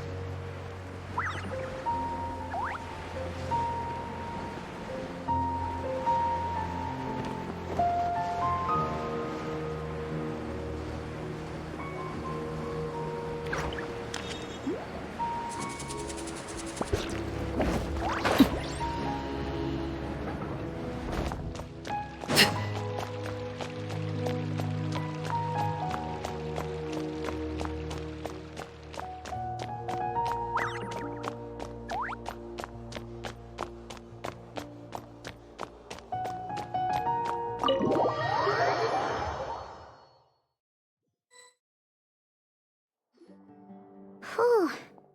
After the library hunt in Mondstadt, it's not as if Paimon was expecting this to be easy. But this... yeah... this is something else. Where do we even begin? Even the clue this time seemed kind of cryptic. Yeah. Guess the best we can do is stay on the lookout for more weird things going on.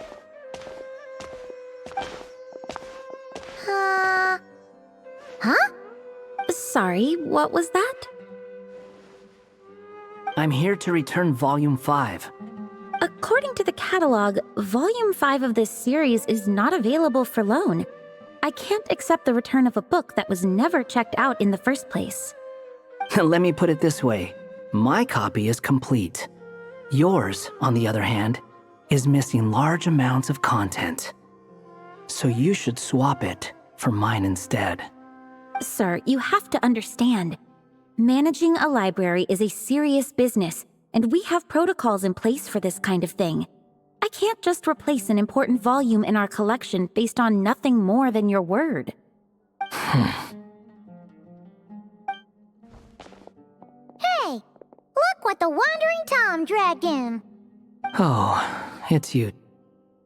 And, what is it you're doing here? I'm a traveling scholar, as you know. Isn't a library the most natural place for me to be? Well, the last time we saw you was all the way in Notcry. Paimon just didn't expect to suddenly see you in Sumeru, that's all. There were some things I needed to come back and take care of. Some documents had gone missing, so I tracked them down, restored them to their original condition. And now, I'm here to return them. And considering what I'm planning to do next, it feels like a weight off my shoulders. What's going on with you, huh? You look like a kicked puppy. Hat guy. Ah, at least you haven't forgotten about me. What's that supposed to mean?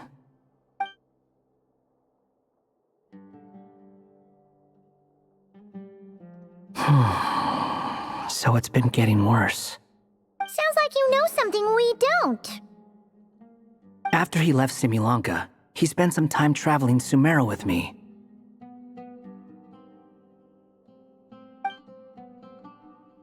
I was working on several texts at the time, and I stumbled upon something strange. Anytime Durin of Simulanka was mentioned, before long, the record would disappear. Which means, all the remaining records on Durin are about the evil dragon that fell on Dragonspine. How did you even discover that? If I remember correctly, Hat Guy loved the time he spent in Simulanka so much that he started writing a travel log. That's besides the point. The fact is, you're not affected by the ley lines of this world. I'm sure you can grasp the implications of what that means. His case is different from mine. It's more like the world itself refuses to accept his existence. It started with a few written records, but now, it sounds like it's spread to people who never met him or didn't know him well. At this rate, the whole world might forget him altogether. The whole world? But that includes all my friends in Mondstadt, and even Hat Guy, too. So that's what you've been worried about all this time? Why didn't you just tell me? There are more important questions right now, like figuring out how to fix this.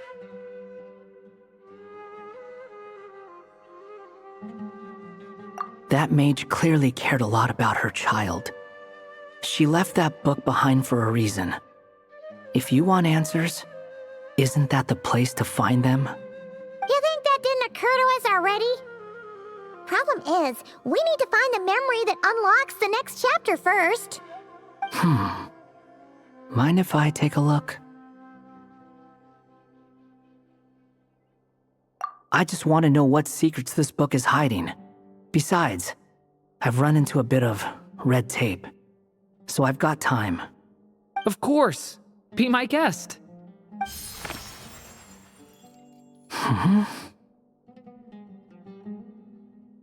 So, the memory we've been looking for was about you all along?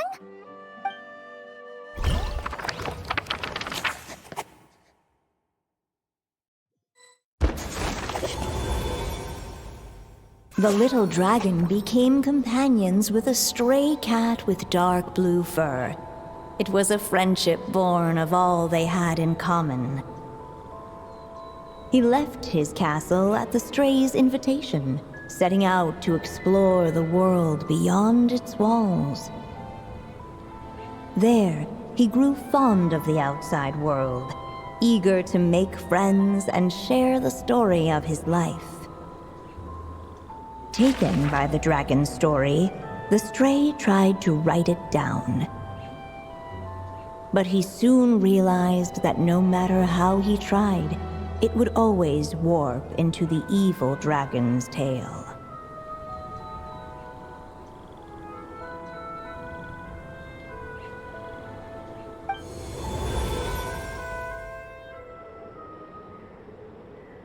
So, this is the world where this chapter takes place?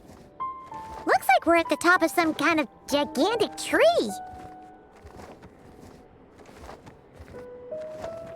This one must be about what happened to me when I first arrived in Tevat. No wonder the memory that unlocked it was about Hat Guy. Most of my memories from that period were. Hold on. Anyone want to explain how I ended up looking like this?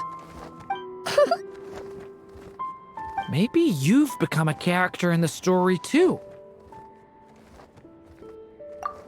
You see me as a stray cat? A wandering Tom, to be exact. You should count yourself lucky. Of all Durin's friends, your character is by far the most memorable. Maybe it's because I've known Hat Guy for longer, so my impression of him is more vivid than the others. Vivid? Then how come you haven't changed one bit? Guess that means the impression the traveler left was so vivid, it didn't need changing.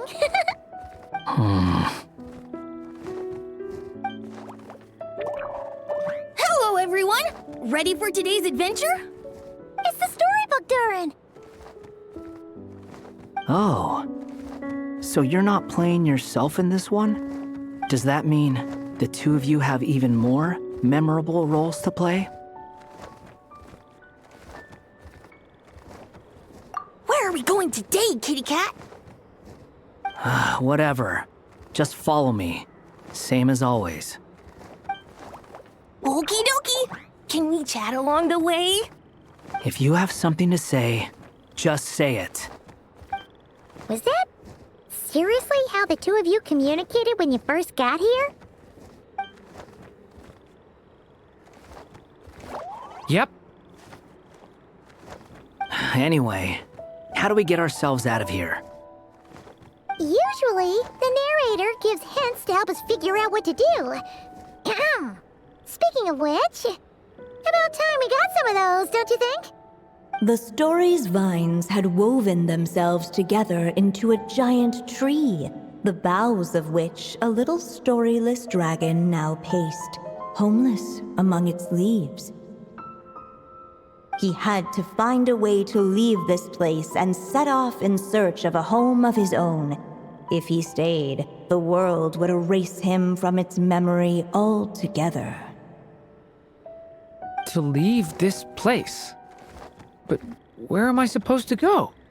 The little dragon felt completely lost. Just like the vines, the road ahead branched off into different directions, twisting and turning before disappearing into the mist. But as luck would have it, a prophetess waited up ahead. Perhaps she might know where each path might take him.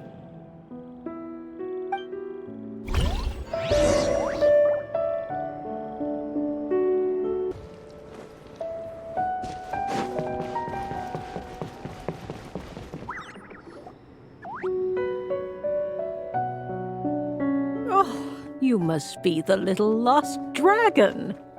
It's true. My friends and I are lost. This meeting was no accident. The prophetess was in fact the seer witch, here to present her promised gift. The seer witch? Oh yeah! That's Mona's teacher, right? The old hag? Insolent child. I am the seer witch, your prophetess, not some old hag. Sorry! Now, little lost dragon, I have come to bestow the gift I once promised. A prophecy. A prophecy? Hear me now, for my prophecy is this. One day, the dragon from beyond the castle shall be reborn, and none may avert its coming. The wind took the prophecy and swept it off into the distance. And so, the little dragon was shown a path to wander.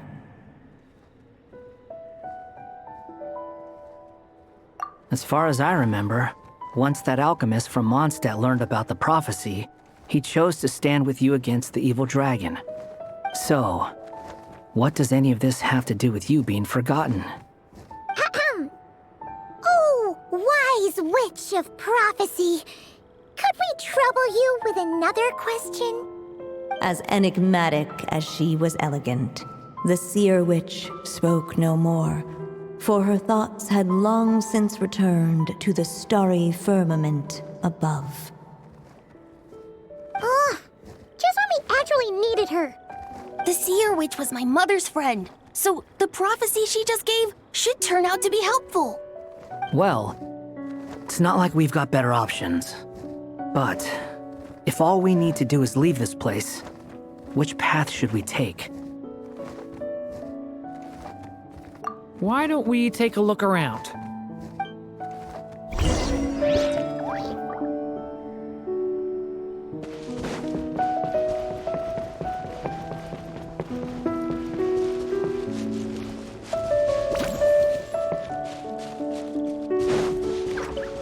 The wind kept blowing, but the little dragon had not yet resolved to follow it.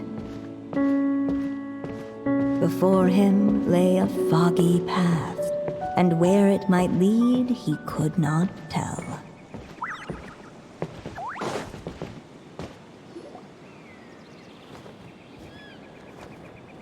If we go this way, we'll be heading back to Mondstadt, just like we planned.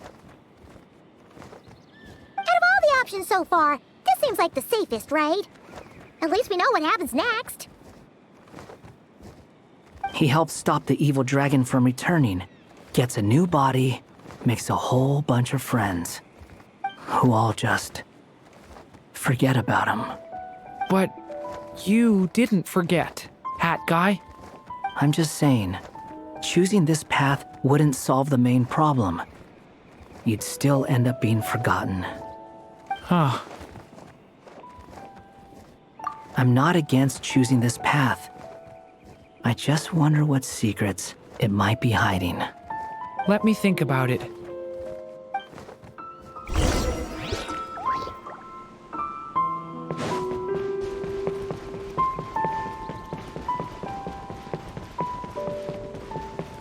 I still think you should keep going, little dragon.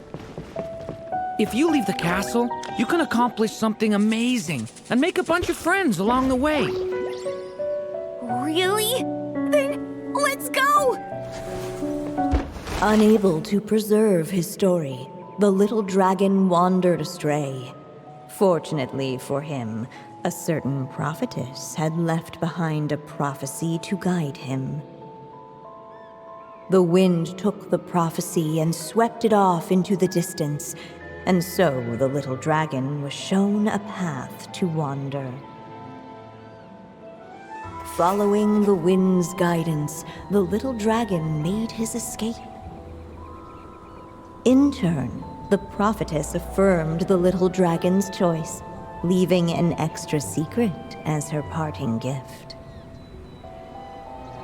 Now that you've made up your mind, I shall keep my promise by explaining Fate's little trick. Long, long ago, the gods of the high heavens gave the world outside the castle a magic of its own. They called it storytelling. It was a magic of almost unshakable power that governed how people met, grew close, and understood one another. Each person had a story meant for them and them alone, one whose ending was written in the heavens long ago. In truth, your story and the evil dragons are simply two versions of the same tale, and that is something the magic of storytelling cannot abide. Beyond the castle's walls, your story cannot take root, for the evil dragon's tale has done so already.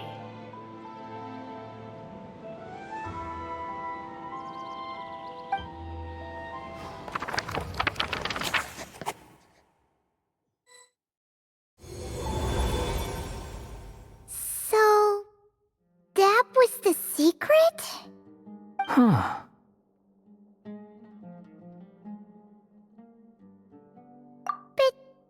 But what does that mean? You still don't get it? Simulanka Durin and Tevat Durin share a special kind of connection. Their fates are mirror images of one another. While they were in two separate worlds, there may have been some mutual influence, but their fates were independent. But when Simulanka Durin came to Tevat, a version of his fate already existed there. So, how can two fates exist at the same time? The answer is, they can't. The rules of this world don't allow it. You can't return a book you never checked out in the first place. So, what's Durin supposed to do? Those mages seem to have come up with quite the ingenious solution.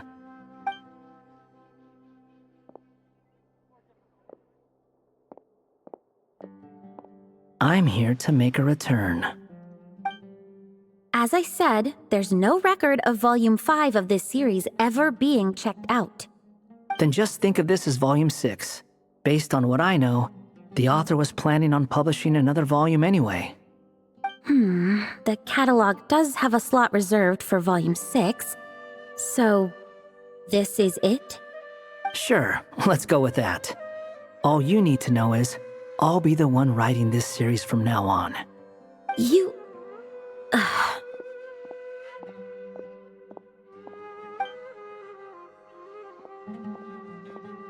What are you up to this time? Remember the red tape I mentioned before? Well, I just took care of it. Now, I guess you'll be off to see your alchemist friend? It should be pretty obvious by now. He has the answers you're looking for. Well, we do have a whole bunch of things to confirm with Albedo, that's for sure. But didn't Jean say he'd be gone for quite a while? I'll join you. Just let me know when it's time to go. Hat guy? Don't sound so surprised. I'm part of this story too, aren't I? I'm just playing my role. Well, yeah. But it's not that. I just feel like you want to help, but something's holding you back. When I first realized you were being forgotten by the world, I thought it might be because you spent too much time with me. I even thought cutting our ties might be the only way to fix it. Why would you think that?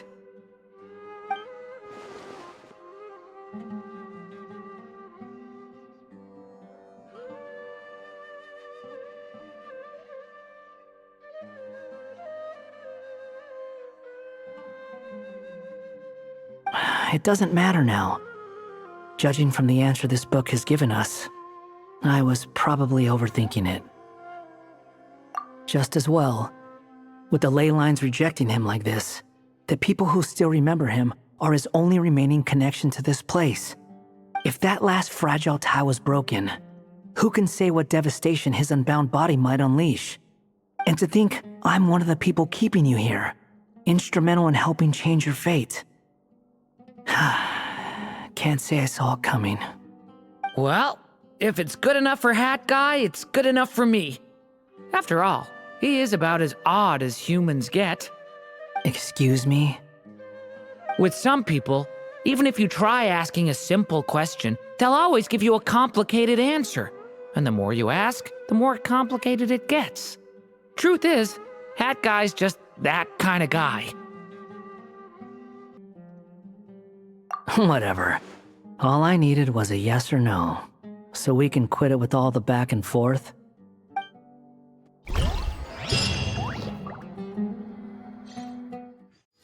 Hey! A letter from the Knights of Favonius! Sounds like Albedo's back and he's waiting for us on Dragonspine. No time to waste! Let's get going!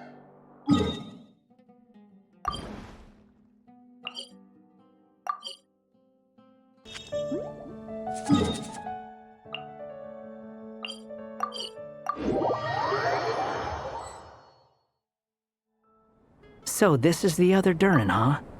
If this had been the dragon that ended up being revived in Mondstadt, there's no telling what kind of calamity that people would have had to endure. So, if you think about it like that, Durin's actually a hero. No, I'm just a little envious, that's all. Not everyone gets a chance to be a hero. Actually, most of the credit belongs to Albedo. Then again, barely anyone even remembers you at this point. So I guess there's not much left to envy. Ah, so you three still remember Durin. Looks like the memory loss hasn't spread to close friends. Yet. I guess that means my memory of you must still be complete as well. Albedo. You're finally here! Oh, boy, do we have a whole pile of questions for you! Oh, you're here too? I think I've pieced together some of what happened to him. But what's your take on things?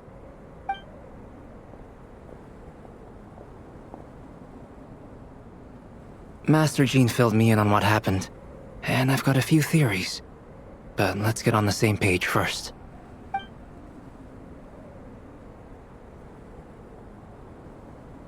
Well, physically, he's doing fine.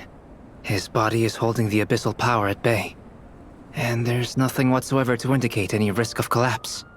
So, from an alchemy point of view, there's nothing wrong with him? The issue isn't so much that the abyssal power within him has gotten out of control. It's that the connection between his will and body is fading.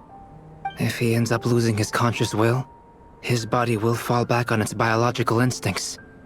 And that's when the abyssal power within it will take over. This book mentioned a witches' gathering.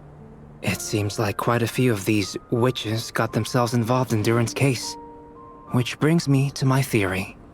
Bringing fairy tale Durin into this world to replace the Durin on Dragonspine means using one Durin's fate to overwrite the others. But the power of alchemy alone would not be enough to pull off such a feat. It would have required the combined use of Miss Barbeloff's astrology, my teacher's alchemy, and Aunt Alice's magic. After learning of Miss Barbeloff's prophecy, Durin and I finally came up with a way to settle the Dragonspine Durin problem for good. And I took care of the alchemy side of things, which, looking back on it, seems to have been a part of their plan all along. So now, there's only one thing missing.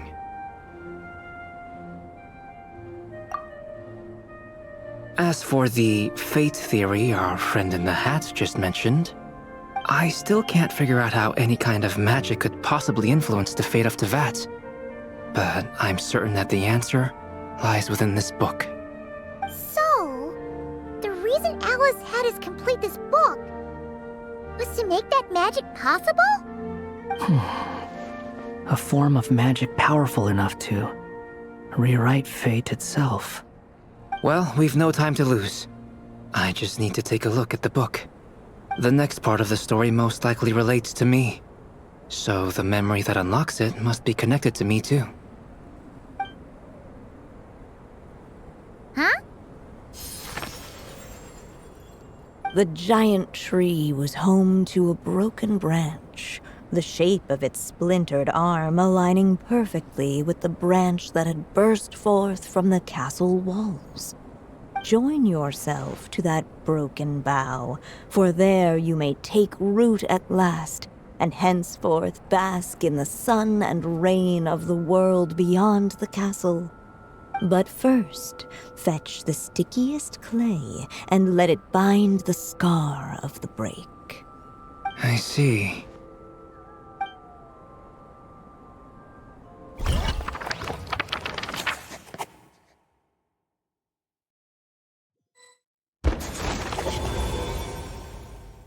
Guided by the breeze, the little dragon arrived at an alchemist's workshop. There he was greeted by a clay figure, a child molded by the sage witch's hands. Though gentle in appearance, he had inherited his mother's cold, sharp wisdom. And he was determined to avert the calamity the evil dragon would bring. And so was his helper, none other than the little dragon himself.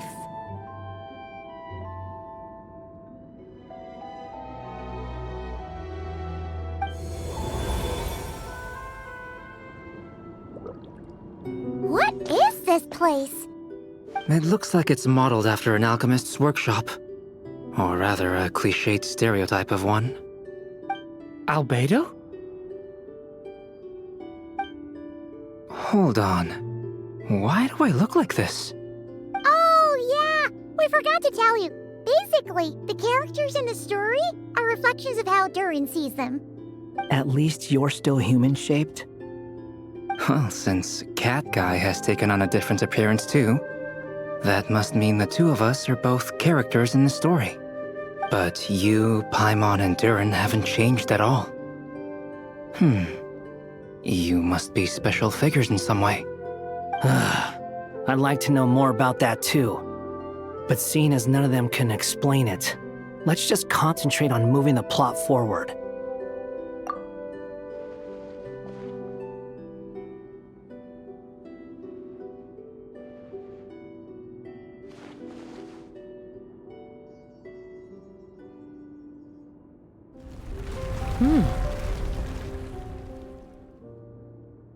And just like that, the group stumbled upon a hidden passageway. Intricately crafted, it seemed to lead them towards another exciting chapter of the tale. Come on! What are we waiting for? Next chapter, here we come! Ouch! But this was a chapter that had not yet been written. Ahead of them was a storyless void, and they could go no further. What? Then what's the point of having a path here? Sounds like a pretty bad habit for a writer.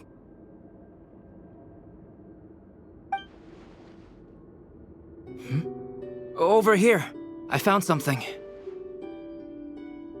What the clay figure found was none other than the evil dragon's heart itself. Though the creature had perished long ago, its heart was still there, pulsing away and growing warmer with every beat. And the clay alchemist knew what it meant. That the evil dragon would return one day, just as the prophecy had foretold. Yet, guided by his mother's wisdom, he foresaw another fate. If only the alchemist could bestow this heart upon the little dragon, he might be reborn in the evil dragon's stead. Only then would the evil dragon's heart grow still, and the little one inherit its tale. Sounds like this chapter's about Albedo bringing me to life? If that really was the solution, though, this would have been over the minute I finished the transmutation. So why is Durin still being forgotten? There has to be some other reason. Yeah, I'd like to explore the area a bit more.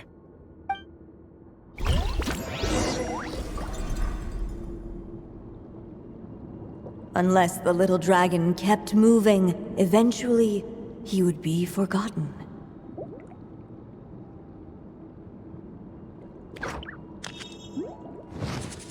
Interactions, like, where should I put my hands when I'm nervous?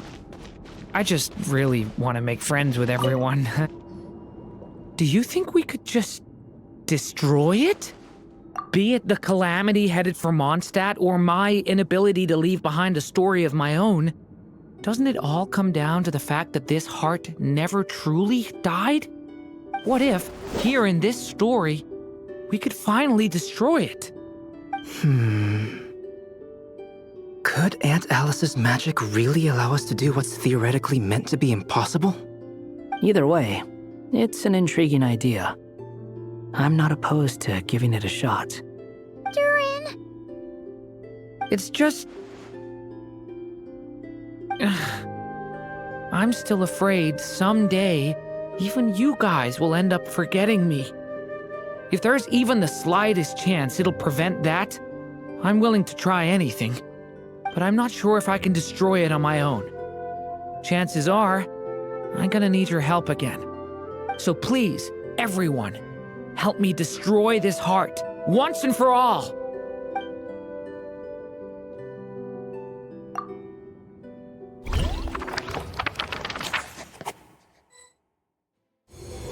With the help of his friends, the little dragon destroyed the evil dragon's heart, using up every last ounce of his strength.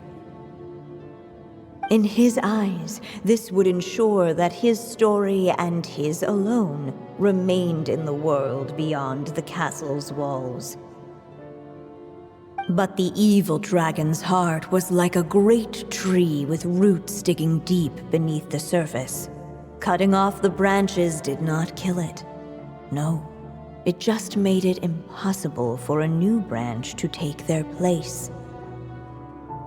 The gnarled roots retreated back into the frozen earth, biding their time for a chance to bud again.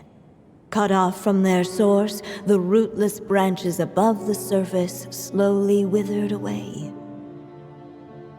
The little dragon's story faded into nothingness, and in the world beyond the castle, only the evil dragon's tale endured.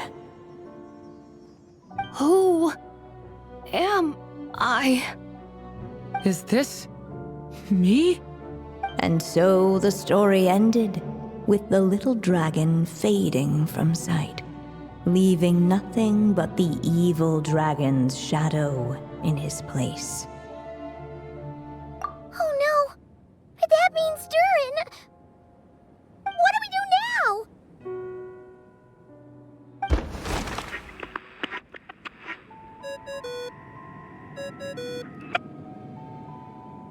Hello, children. If you're hearing this recording, it's because you've reached a certain ending. You may have noticed that little Durin's experiences have been written into the pages of this book. Well, you should know that in the same way, its ending will also be written onto him. So be careful, because triggering a bad ending could be somewhat problematic. Let me guess, you're upset that I didn't warn you earlier? Don't worry, though. I've thought it all through. I built a very special feature into this book, just for you, the witnesses of this tale. So, go ahead. See if you can turn back the pages. If you're not happy with the ending you've reached, just flip back a few pages and let the tale unfold once more. Pretty incredible, huh? That's the power of magic.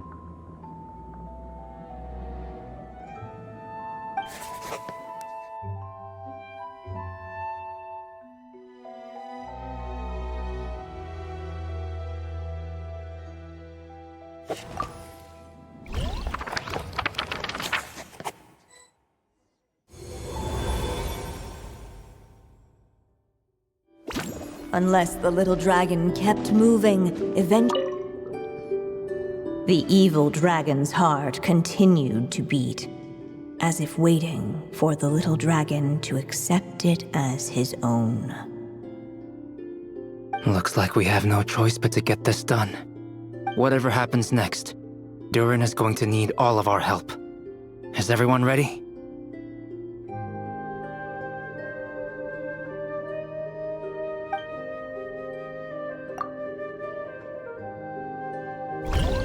What the clay figure found was none other than the evil dragon's heart itself. Though the creature had perished long ago, its heart was still there, pulsing away and growing warmer with every beat. And the clay alchemist knew what it meant. That the evil dragon would return one day, just as the prophecy had foretold. Yet, guided by his mother's wisdom, he foresaw another fate. If only the alchemist could bestow this heart upon the little dragon, he might be reborn in the evil dragon's stead. Only then would the evil dragon's heart grow still, and the little one inherit its tale. At last, the little dragon accepted the evil dragon's heart, and a new life came into being. The evil dragon's heart beat in his chest, and the little dragon's soul guided him forward. Thus did the prophecy hold true, even as fate had been rewritten. And so was the little dragon born anew.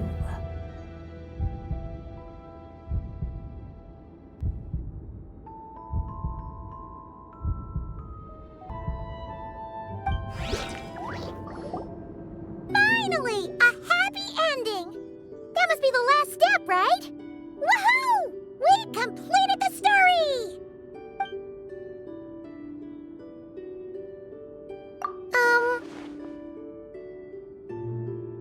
Born anew, the little dragon set off once more, his story far from over. Huh?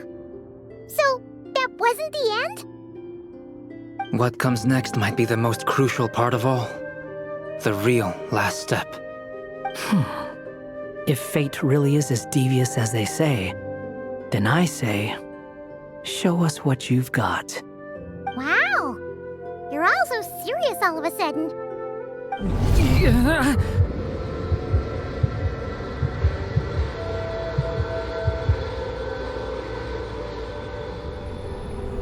Durin, are you alright? The evil dragon's heart was now one with the little dragon, yet the dark power within it still lingered. Would the little dragon dare to hold this power back, or would he simply give in? Hey! What kind of question is that? Of course he's gonna control it! What choice does he have? Time is running out. So, will the little dragon dare to hold this power back, or will he simply give in? What's up with the narrator?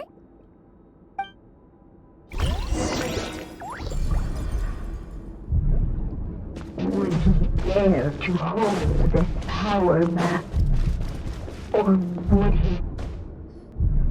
The little dragon and his companions blank. Blank again. Huh? What's going on? Are we running out of ink? Once the ink runs out, is that the end of the story? I had a feeling this would happen. What's happening to the others? Now that the story's ink was spent, all that lay ahead were blank pages.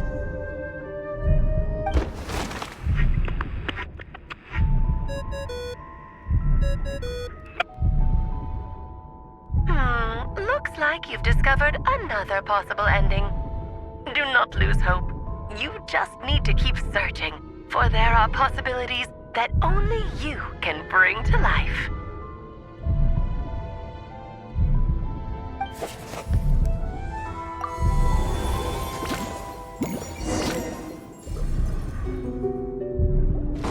Would he dare to hold?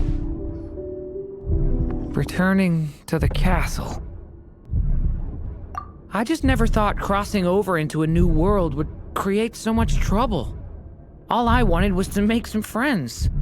I'm starting to think I kinda miss being in Simulanka.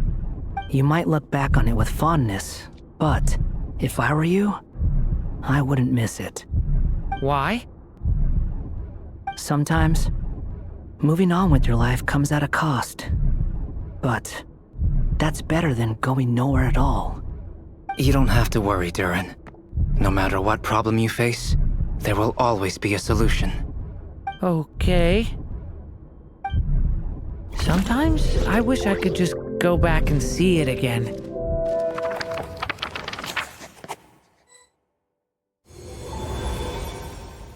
As the little dragon slipped back inside the castle's walls, the clamor of the outside world fell away. There was no danger here, no problems for the little dragon to resolve. As soon as his mother finished her story, it was time for the child to drift off into the world of dreams.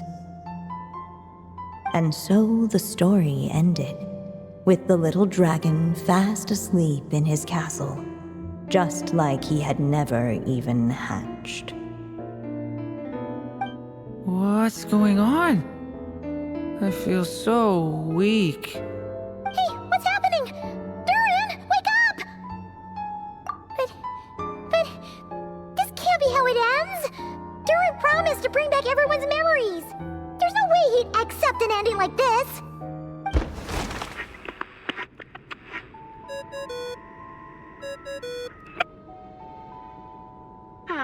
Looks like you've discovered another possible ending. Do not lose hope. You just need to keep searching, for there are possibilities that only you can bring to life.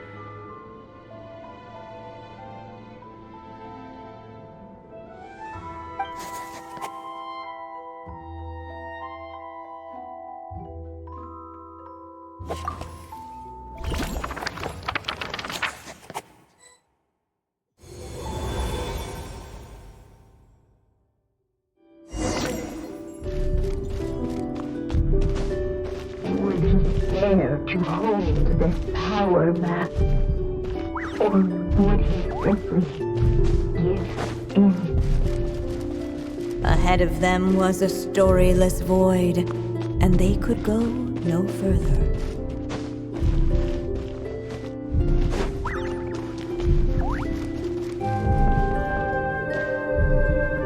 Not enough ink?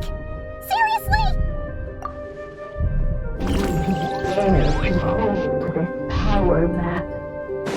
Or would he simply give in?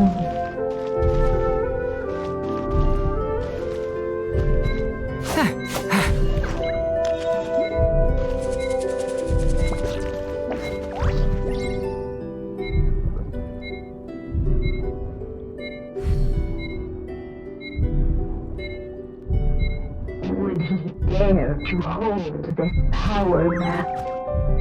Or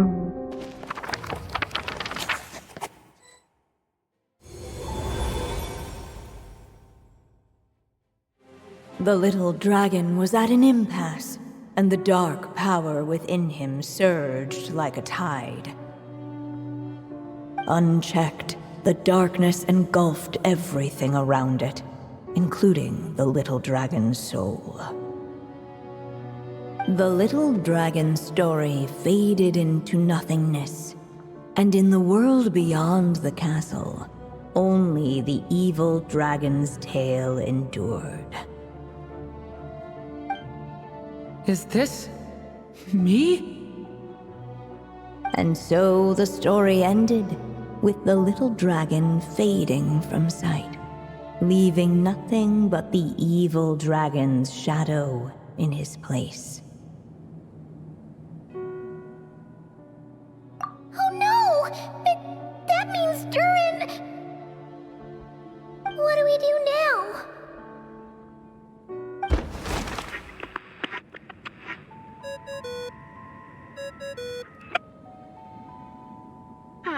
Looks like you've discovered another possible ending. Do not lose hope. You just need to keep searching, for there are possibilities that only you can bring to life.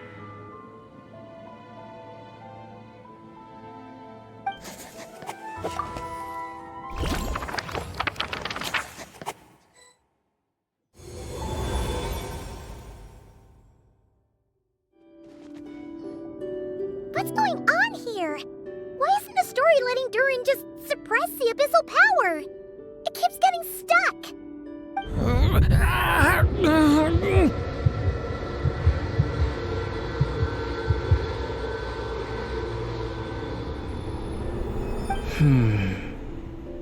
It seems the act of suppressing the power counts as an event in the story.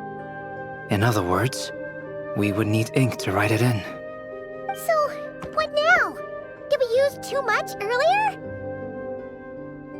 How are we supposed to write a happy ending with only this much left? But... Well, this is Durin's story.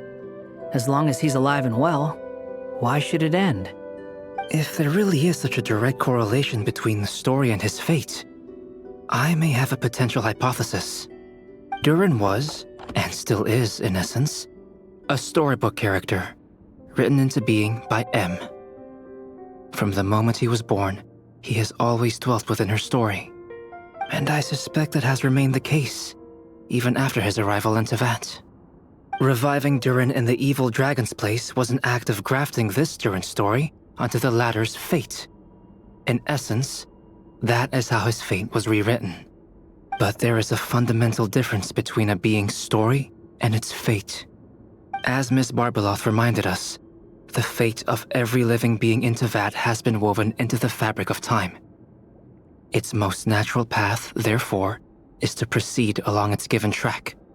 But Durin's story, on the other hand... As Durin's connection to this world wore thin, not only have people started to forget him, he started to lose control of the abyssal power within. In other words, his story can't continue, because the author's ink is drying up. That's what it seems like to me. It would seem the little dragon had made a group of fine friends indeed. Save it. The question is, are you here to help him or stand in his way? This is as far as the story can go. What path will you choose?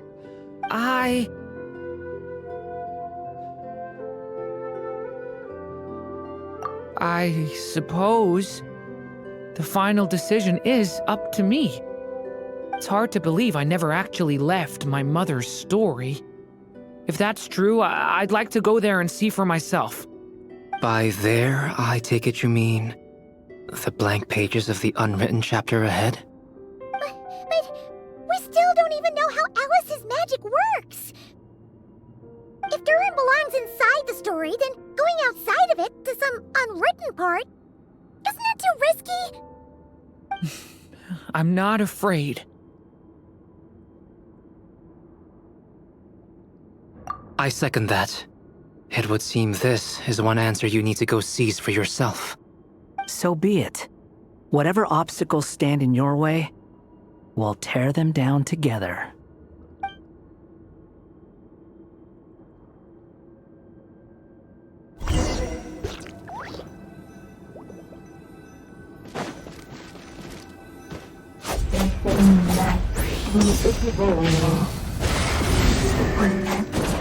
The little dragon within the uncrossable edge of existence itself. And all of a sudden it began to fracture as if struck by some transcendent will.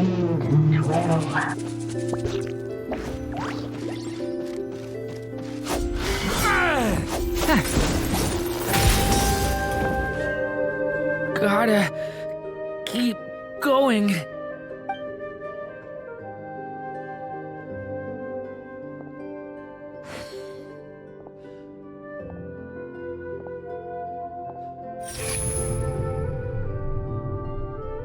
Ahead lies only a stormless void. My consciousness is slipping away. Keep going, Durin. A pure soul is your essence, not an empty void. I feel so weak. Stand tall, Durin. You are not some amorphous idea. The body I made for you is flesh and bone. Am I truly alive? Yes, Durin, but you must keep going. You're as alive and real as I am.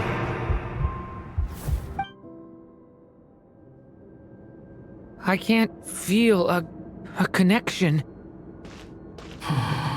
You're not alone in this world, Durin. At the very least, you have me. I can't remember anything. Who am I? Your name is Durin, and there are many who still remember it. My name is Durin.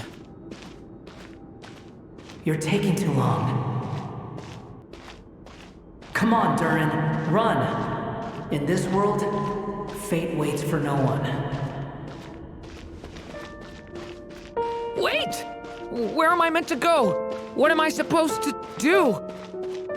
Go make your wish come true, Durin. My wish?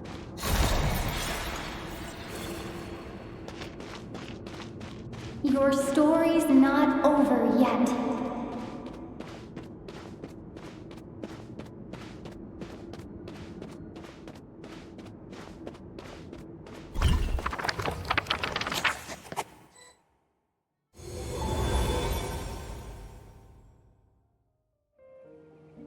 Silence, huh? Have you nothing to say about my proposal? Let me get this straight. You want to graft your story onto this unfinished thread of fate. And in doing so, not only rewrite that fate, but allow the story to live on. Quite the brilliant idea. Still, the story's survival depends entirely on whether the author keeps writing. Exactly. And the moment foretold by the prophecy is still centuries away. I see. I thought my own ignorance might be the problem. That I'd asked more of the noble science of alchemy than it could ever deliver. Or that I had failed to discern the heavenly signs and grasp the secret truth underlying the prophecy. Little did I imagine that time itself would prove to be the greatest hurdle of all. Well, my friend, this has been a most intriguing experiment. And from an academic perspective, at least, I don't think it was a bad proposal. Someday, the prophecy will come to pass. So remember, my friend, much like the stars themselves, there will always be something that transcends the test of time. Thank you, everyone. You've helped me so much already. But, Alice, I still have one final favor to ask of you. Will you lend me your magic one last time, just enough for me to keep his story alive until the prophecy is fulfilled? You mean you want me to extend your lifespan? No, not in that sense. As Rheindotter once told me, the laws governing life and death are among the most unyielding in this world. I'm well aware of that. Whether it lasts a day or an age, the span of one's life is determined by fate alone. If I tried to breach that law by force, I'm afraid I would lose what makes me human. This is not a path I want to go down. If I am to die, then I shall die a human. So what is it that you want me to do?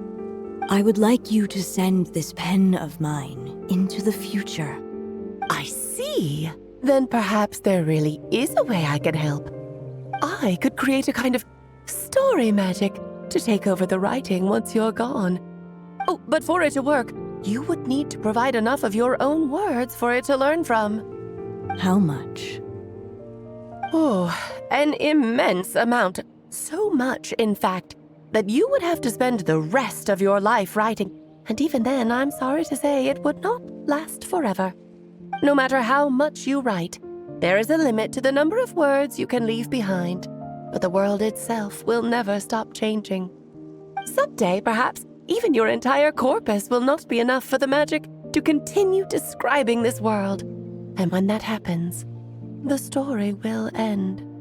Still, it's worth a try.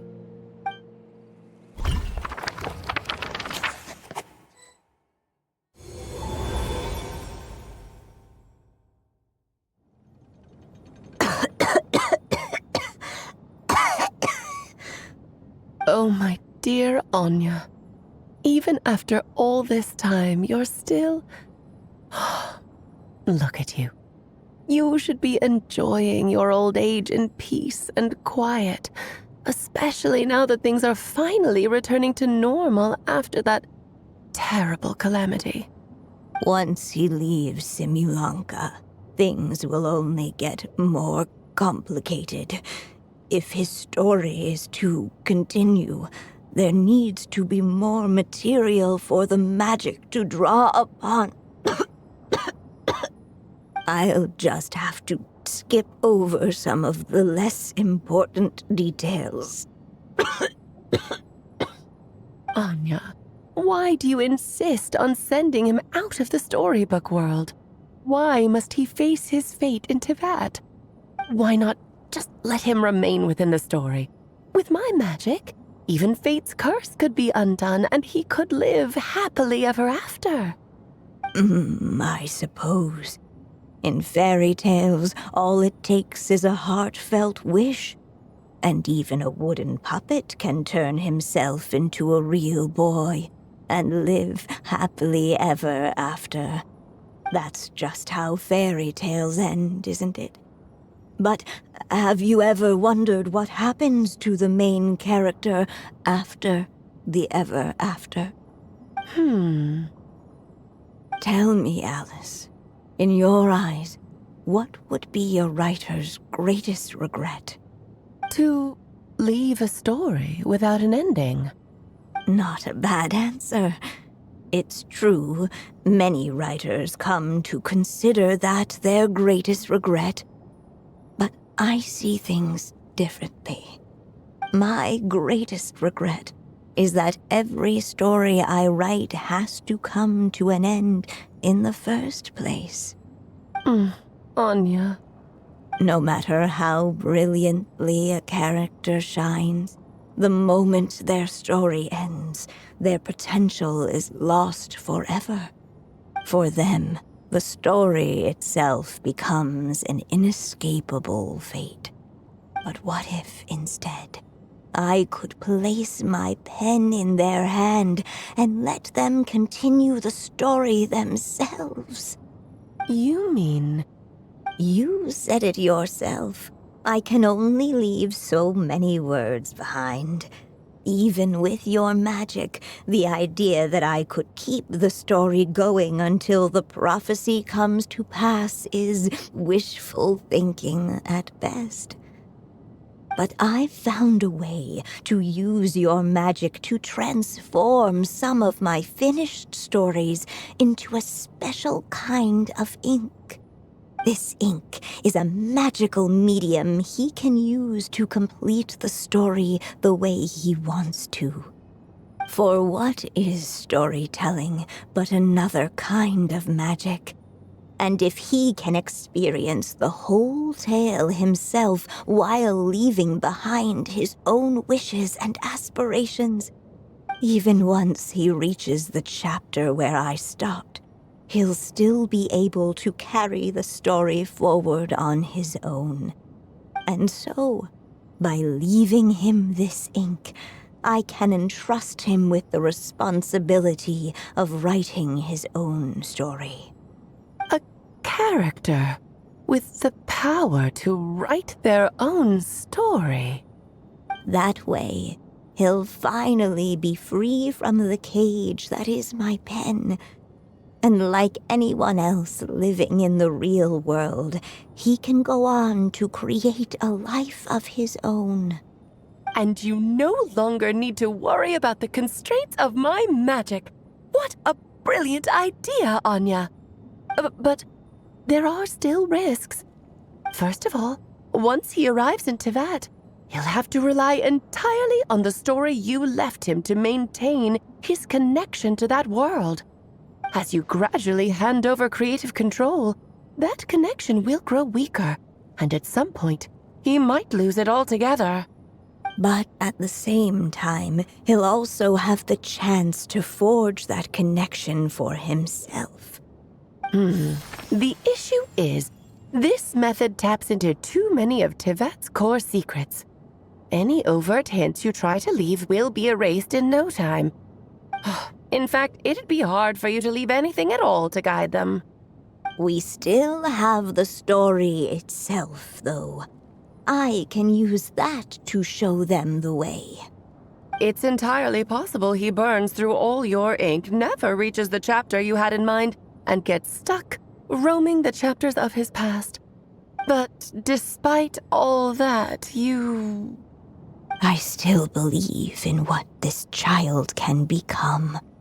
His hopes and wishes can be his ink, so he won't be trapped by mine running dry. Oh, what the writer you are, Anya. Your imagination never ceases to amaze. And you do know how much I love a happy ending. You shall have my help, my dear. Thank you, my friend. Well then, my child. Do you understand what you must do? Yes, I think I do.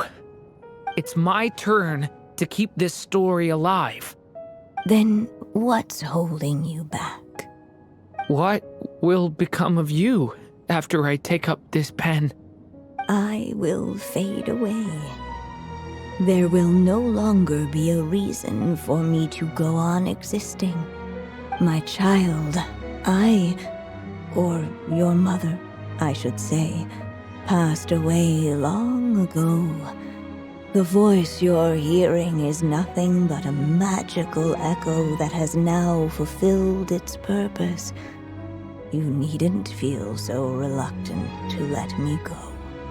I know my mother died long ago.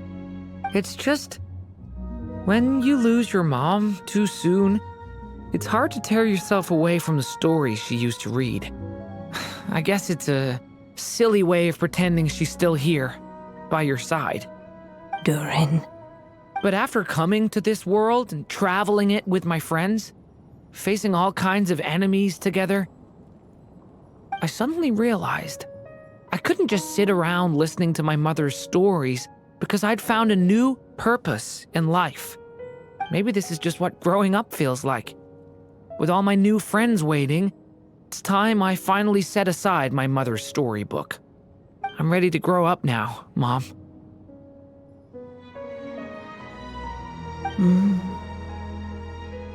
Then take this. A gift I should have given you a long time ago. You've witnessed this story from the very beginning. Made your wishes, offered your blessings, and even wrote your choices into its pages. From here on out, this pen is yours. Now I ask of you, the other pillar of this story, as both its reader and its witness, will you turn the page so the next chapter can begin?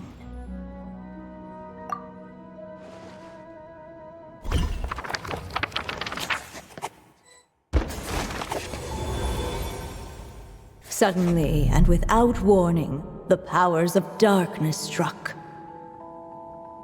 The question was, could the little dragon prevail?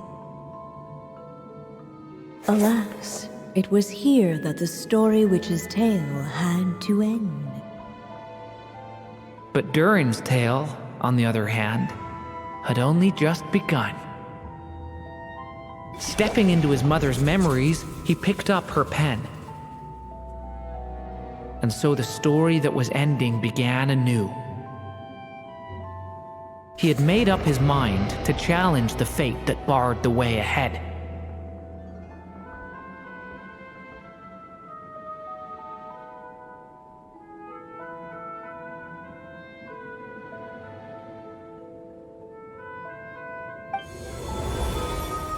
Looks like this is the final step. A chance to strike back at fate? Now that's not something that comes knocking every day.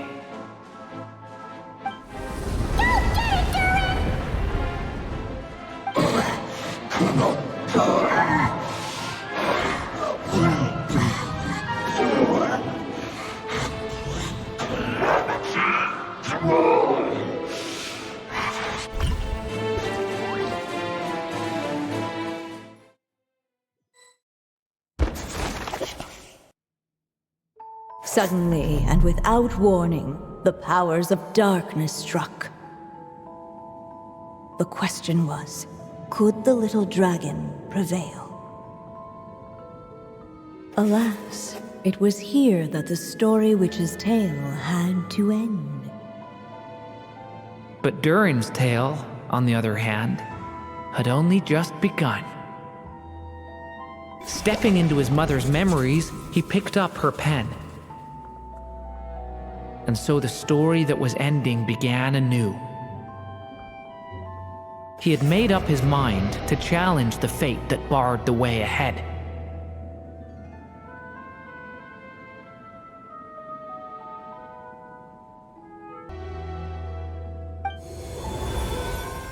Looks like this is the final step.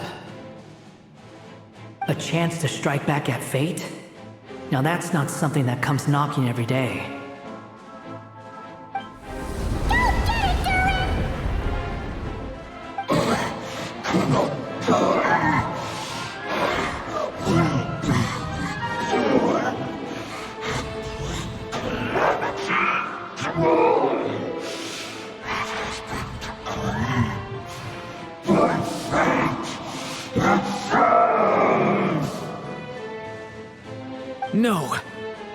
fate no longer defines me. In the end, only my story shall endure.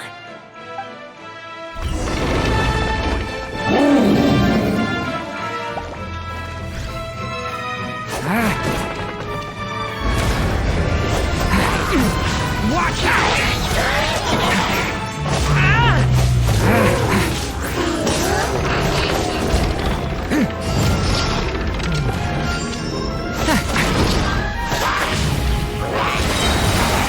The abyss is burning shadow!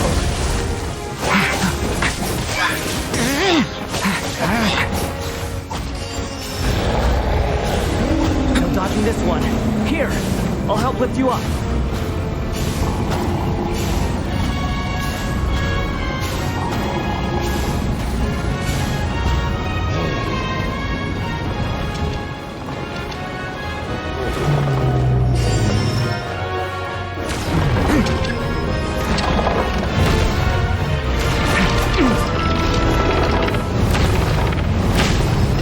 Only my story shall endure.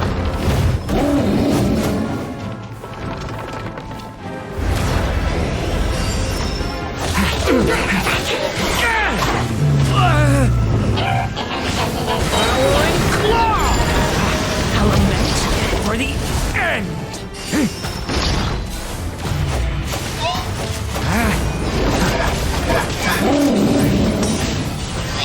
Leave it to me!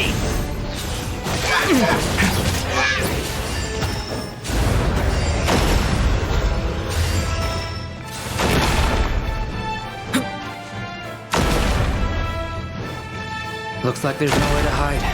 Here, I'll cover for you.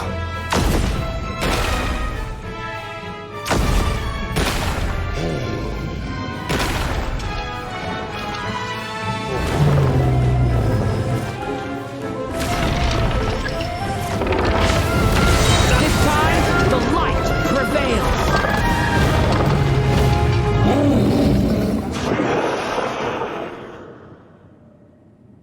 Thank you, Mom. And so it was that Durin defeated the darkness and rewrote his fate. But his story is far from over.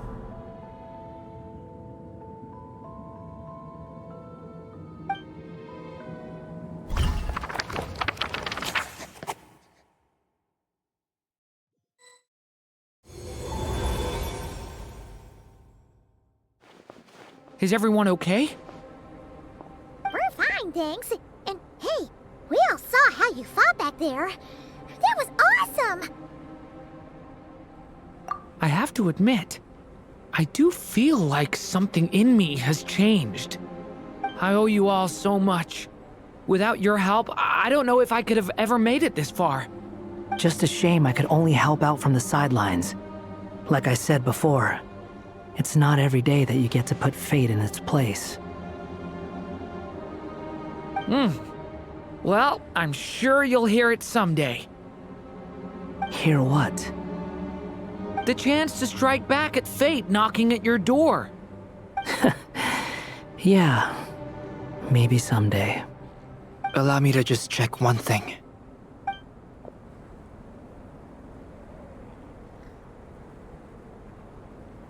Yes. The abyssal power within you has stabilized again. And those strange symptoms you were experiencing seem to have completely disappeared. Oh, thank goodness!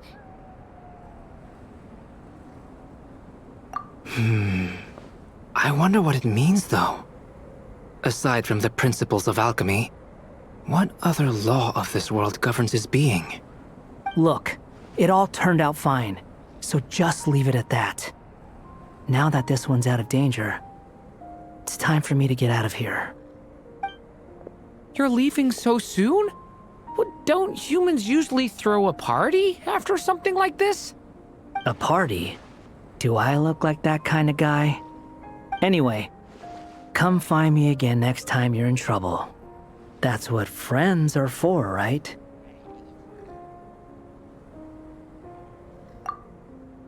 In a way, though, he is right. This is Durin's moment to celebrate, not the time for academic discussions. Hey, I don't blame you for asking. And honestly, I'd be perfectly happy to talk about it. It's just, I wouldn't even know where to start. It's all right. I'm sure we'll get a chance at some point.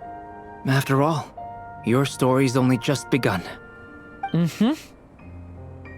All right then, Traveler and Paimon, we'll part ways here.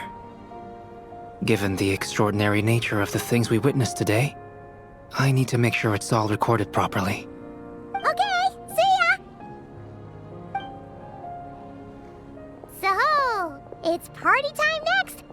Huh?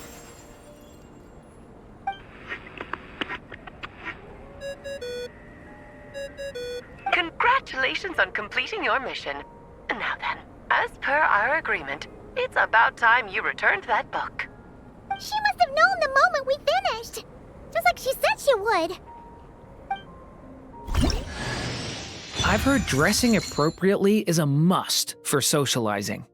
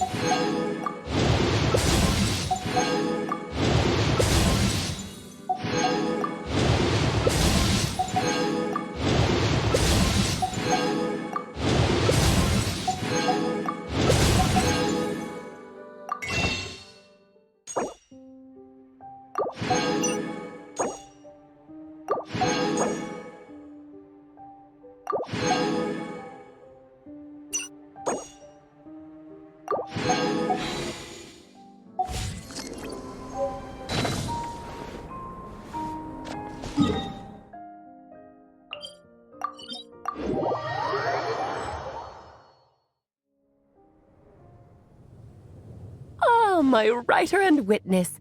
It's been quite the journey, hasn't it? You had special plans for the Traveler from the start, didn't you?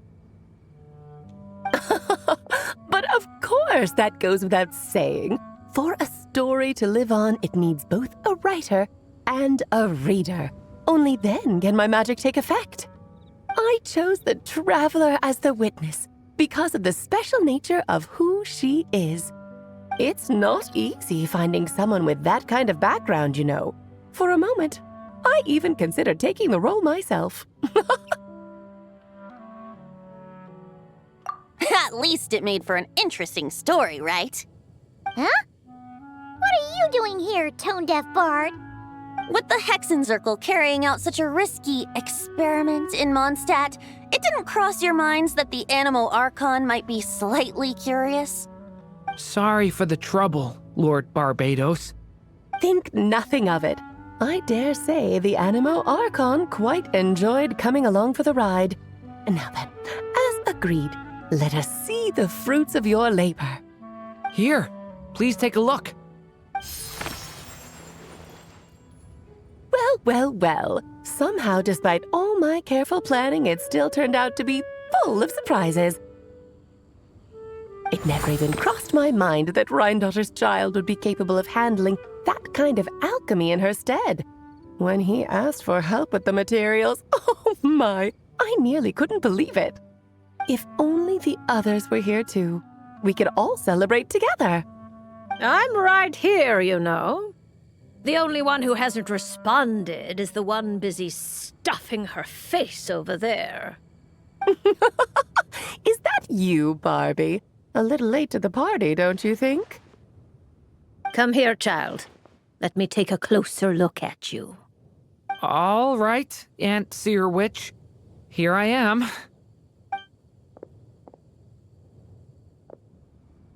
Just as I thought. This child's fate does not appear among the stars. Anya has accomplished what almost no one before her could. What does that mean?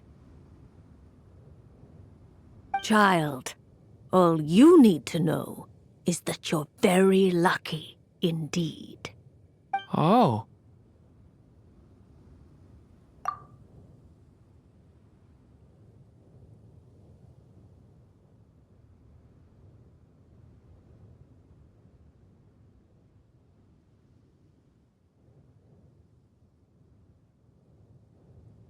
Just like how she was in the story, huh? Tell me, little Durin, what will you do next? I, for one, cannot wait to see how your story unfolds. Well, there's so much I want to do. I'm not even sure where to begin. How about settling your most recent regret?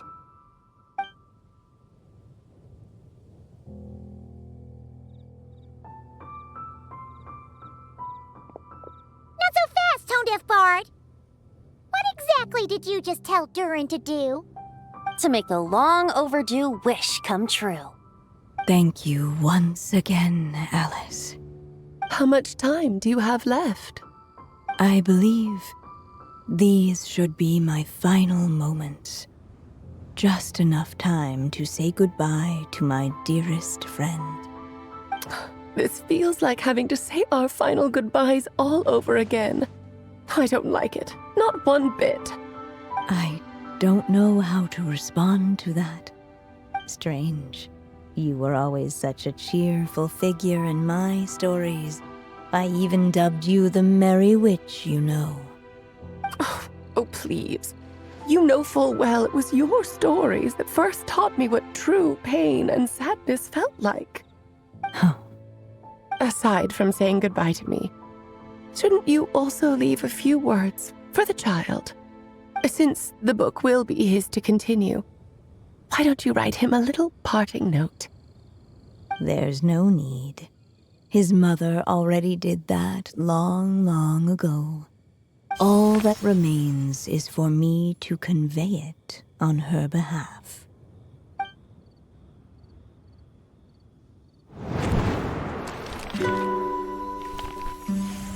My child, these may be the last words I get to leave you.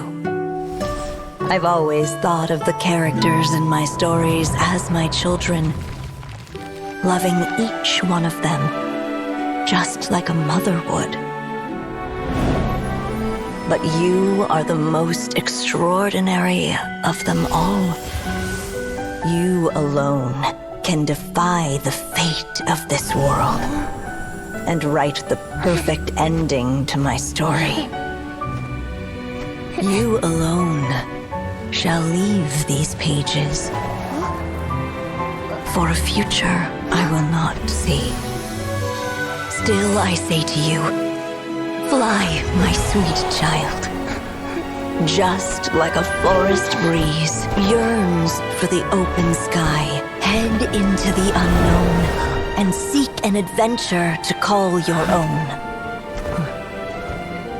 If you meet a dragon bright as 1,000 jewels, dance through the air together.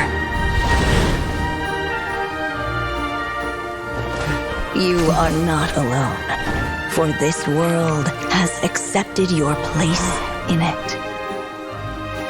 Do not lose heart. You still have many wishes left to fulfill.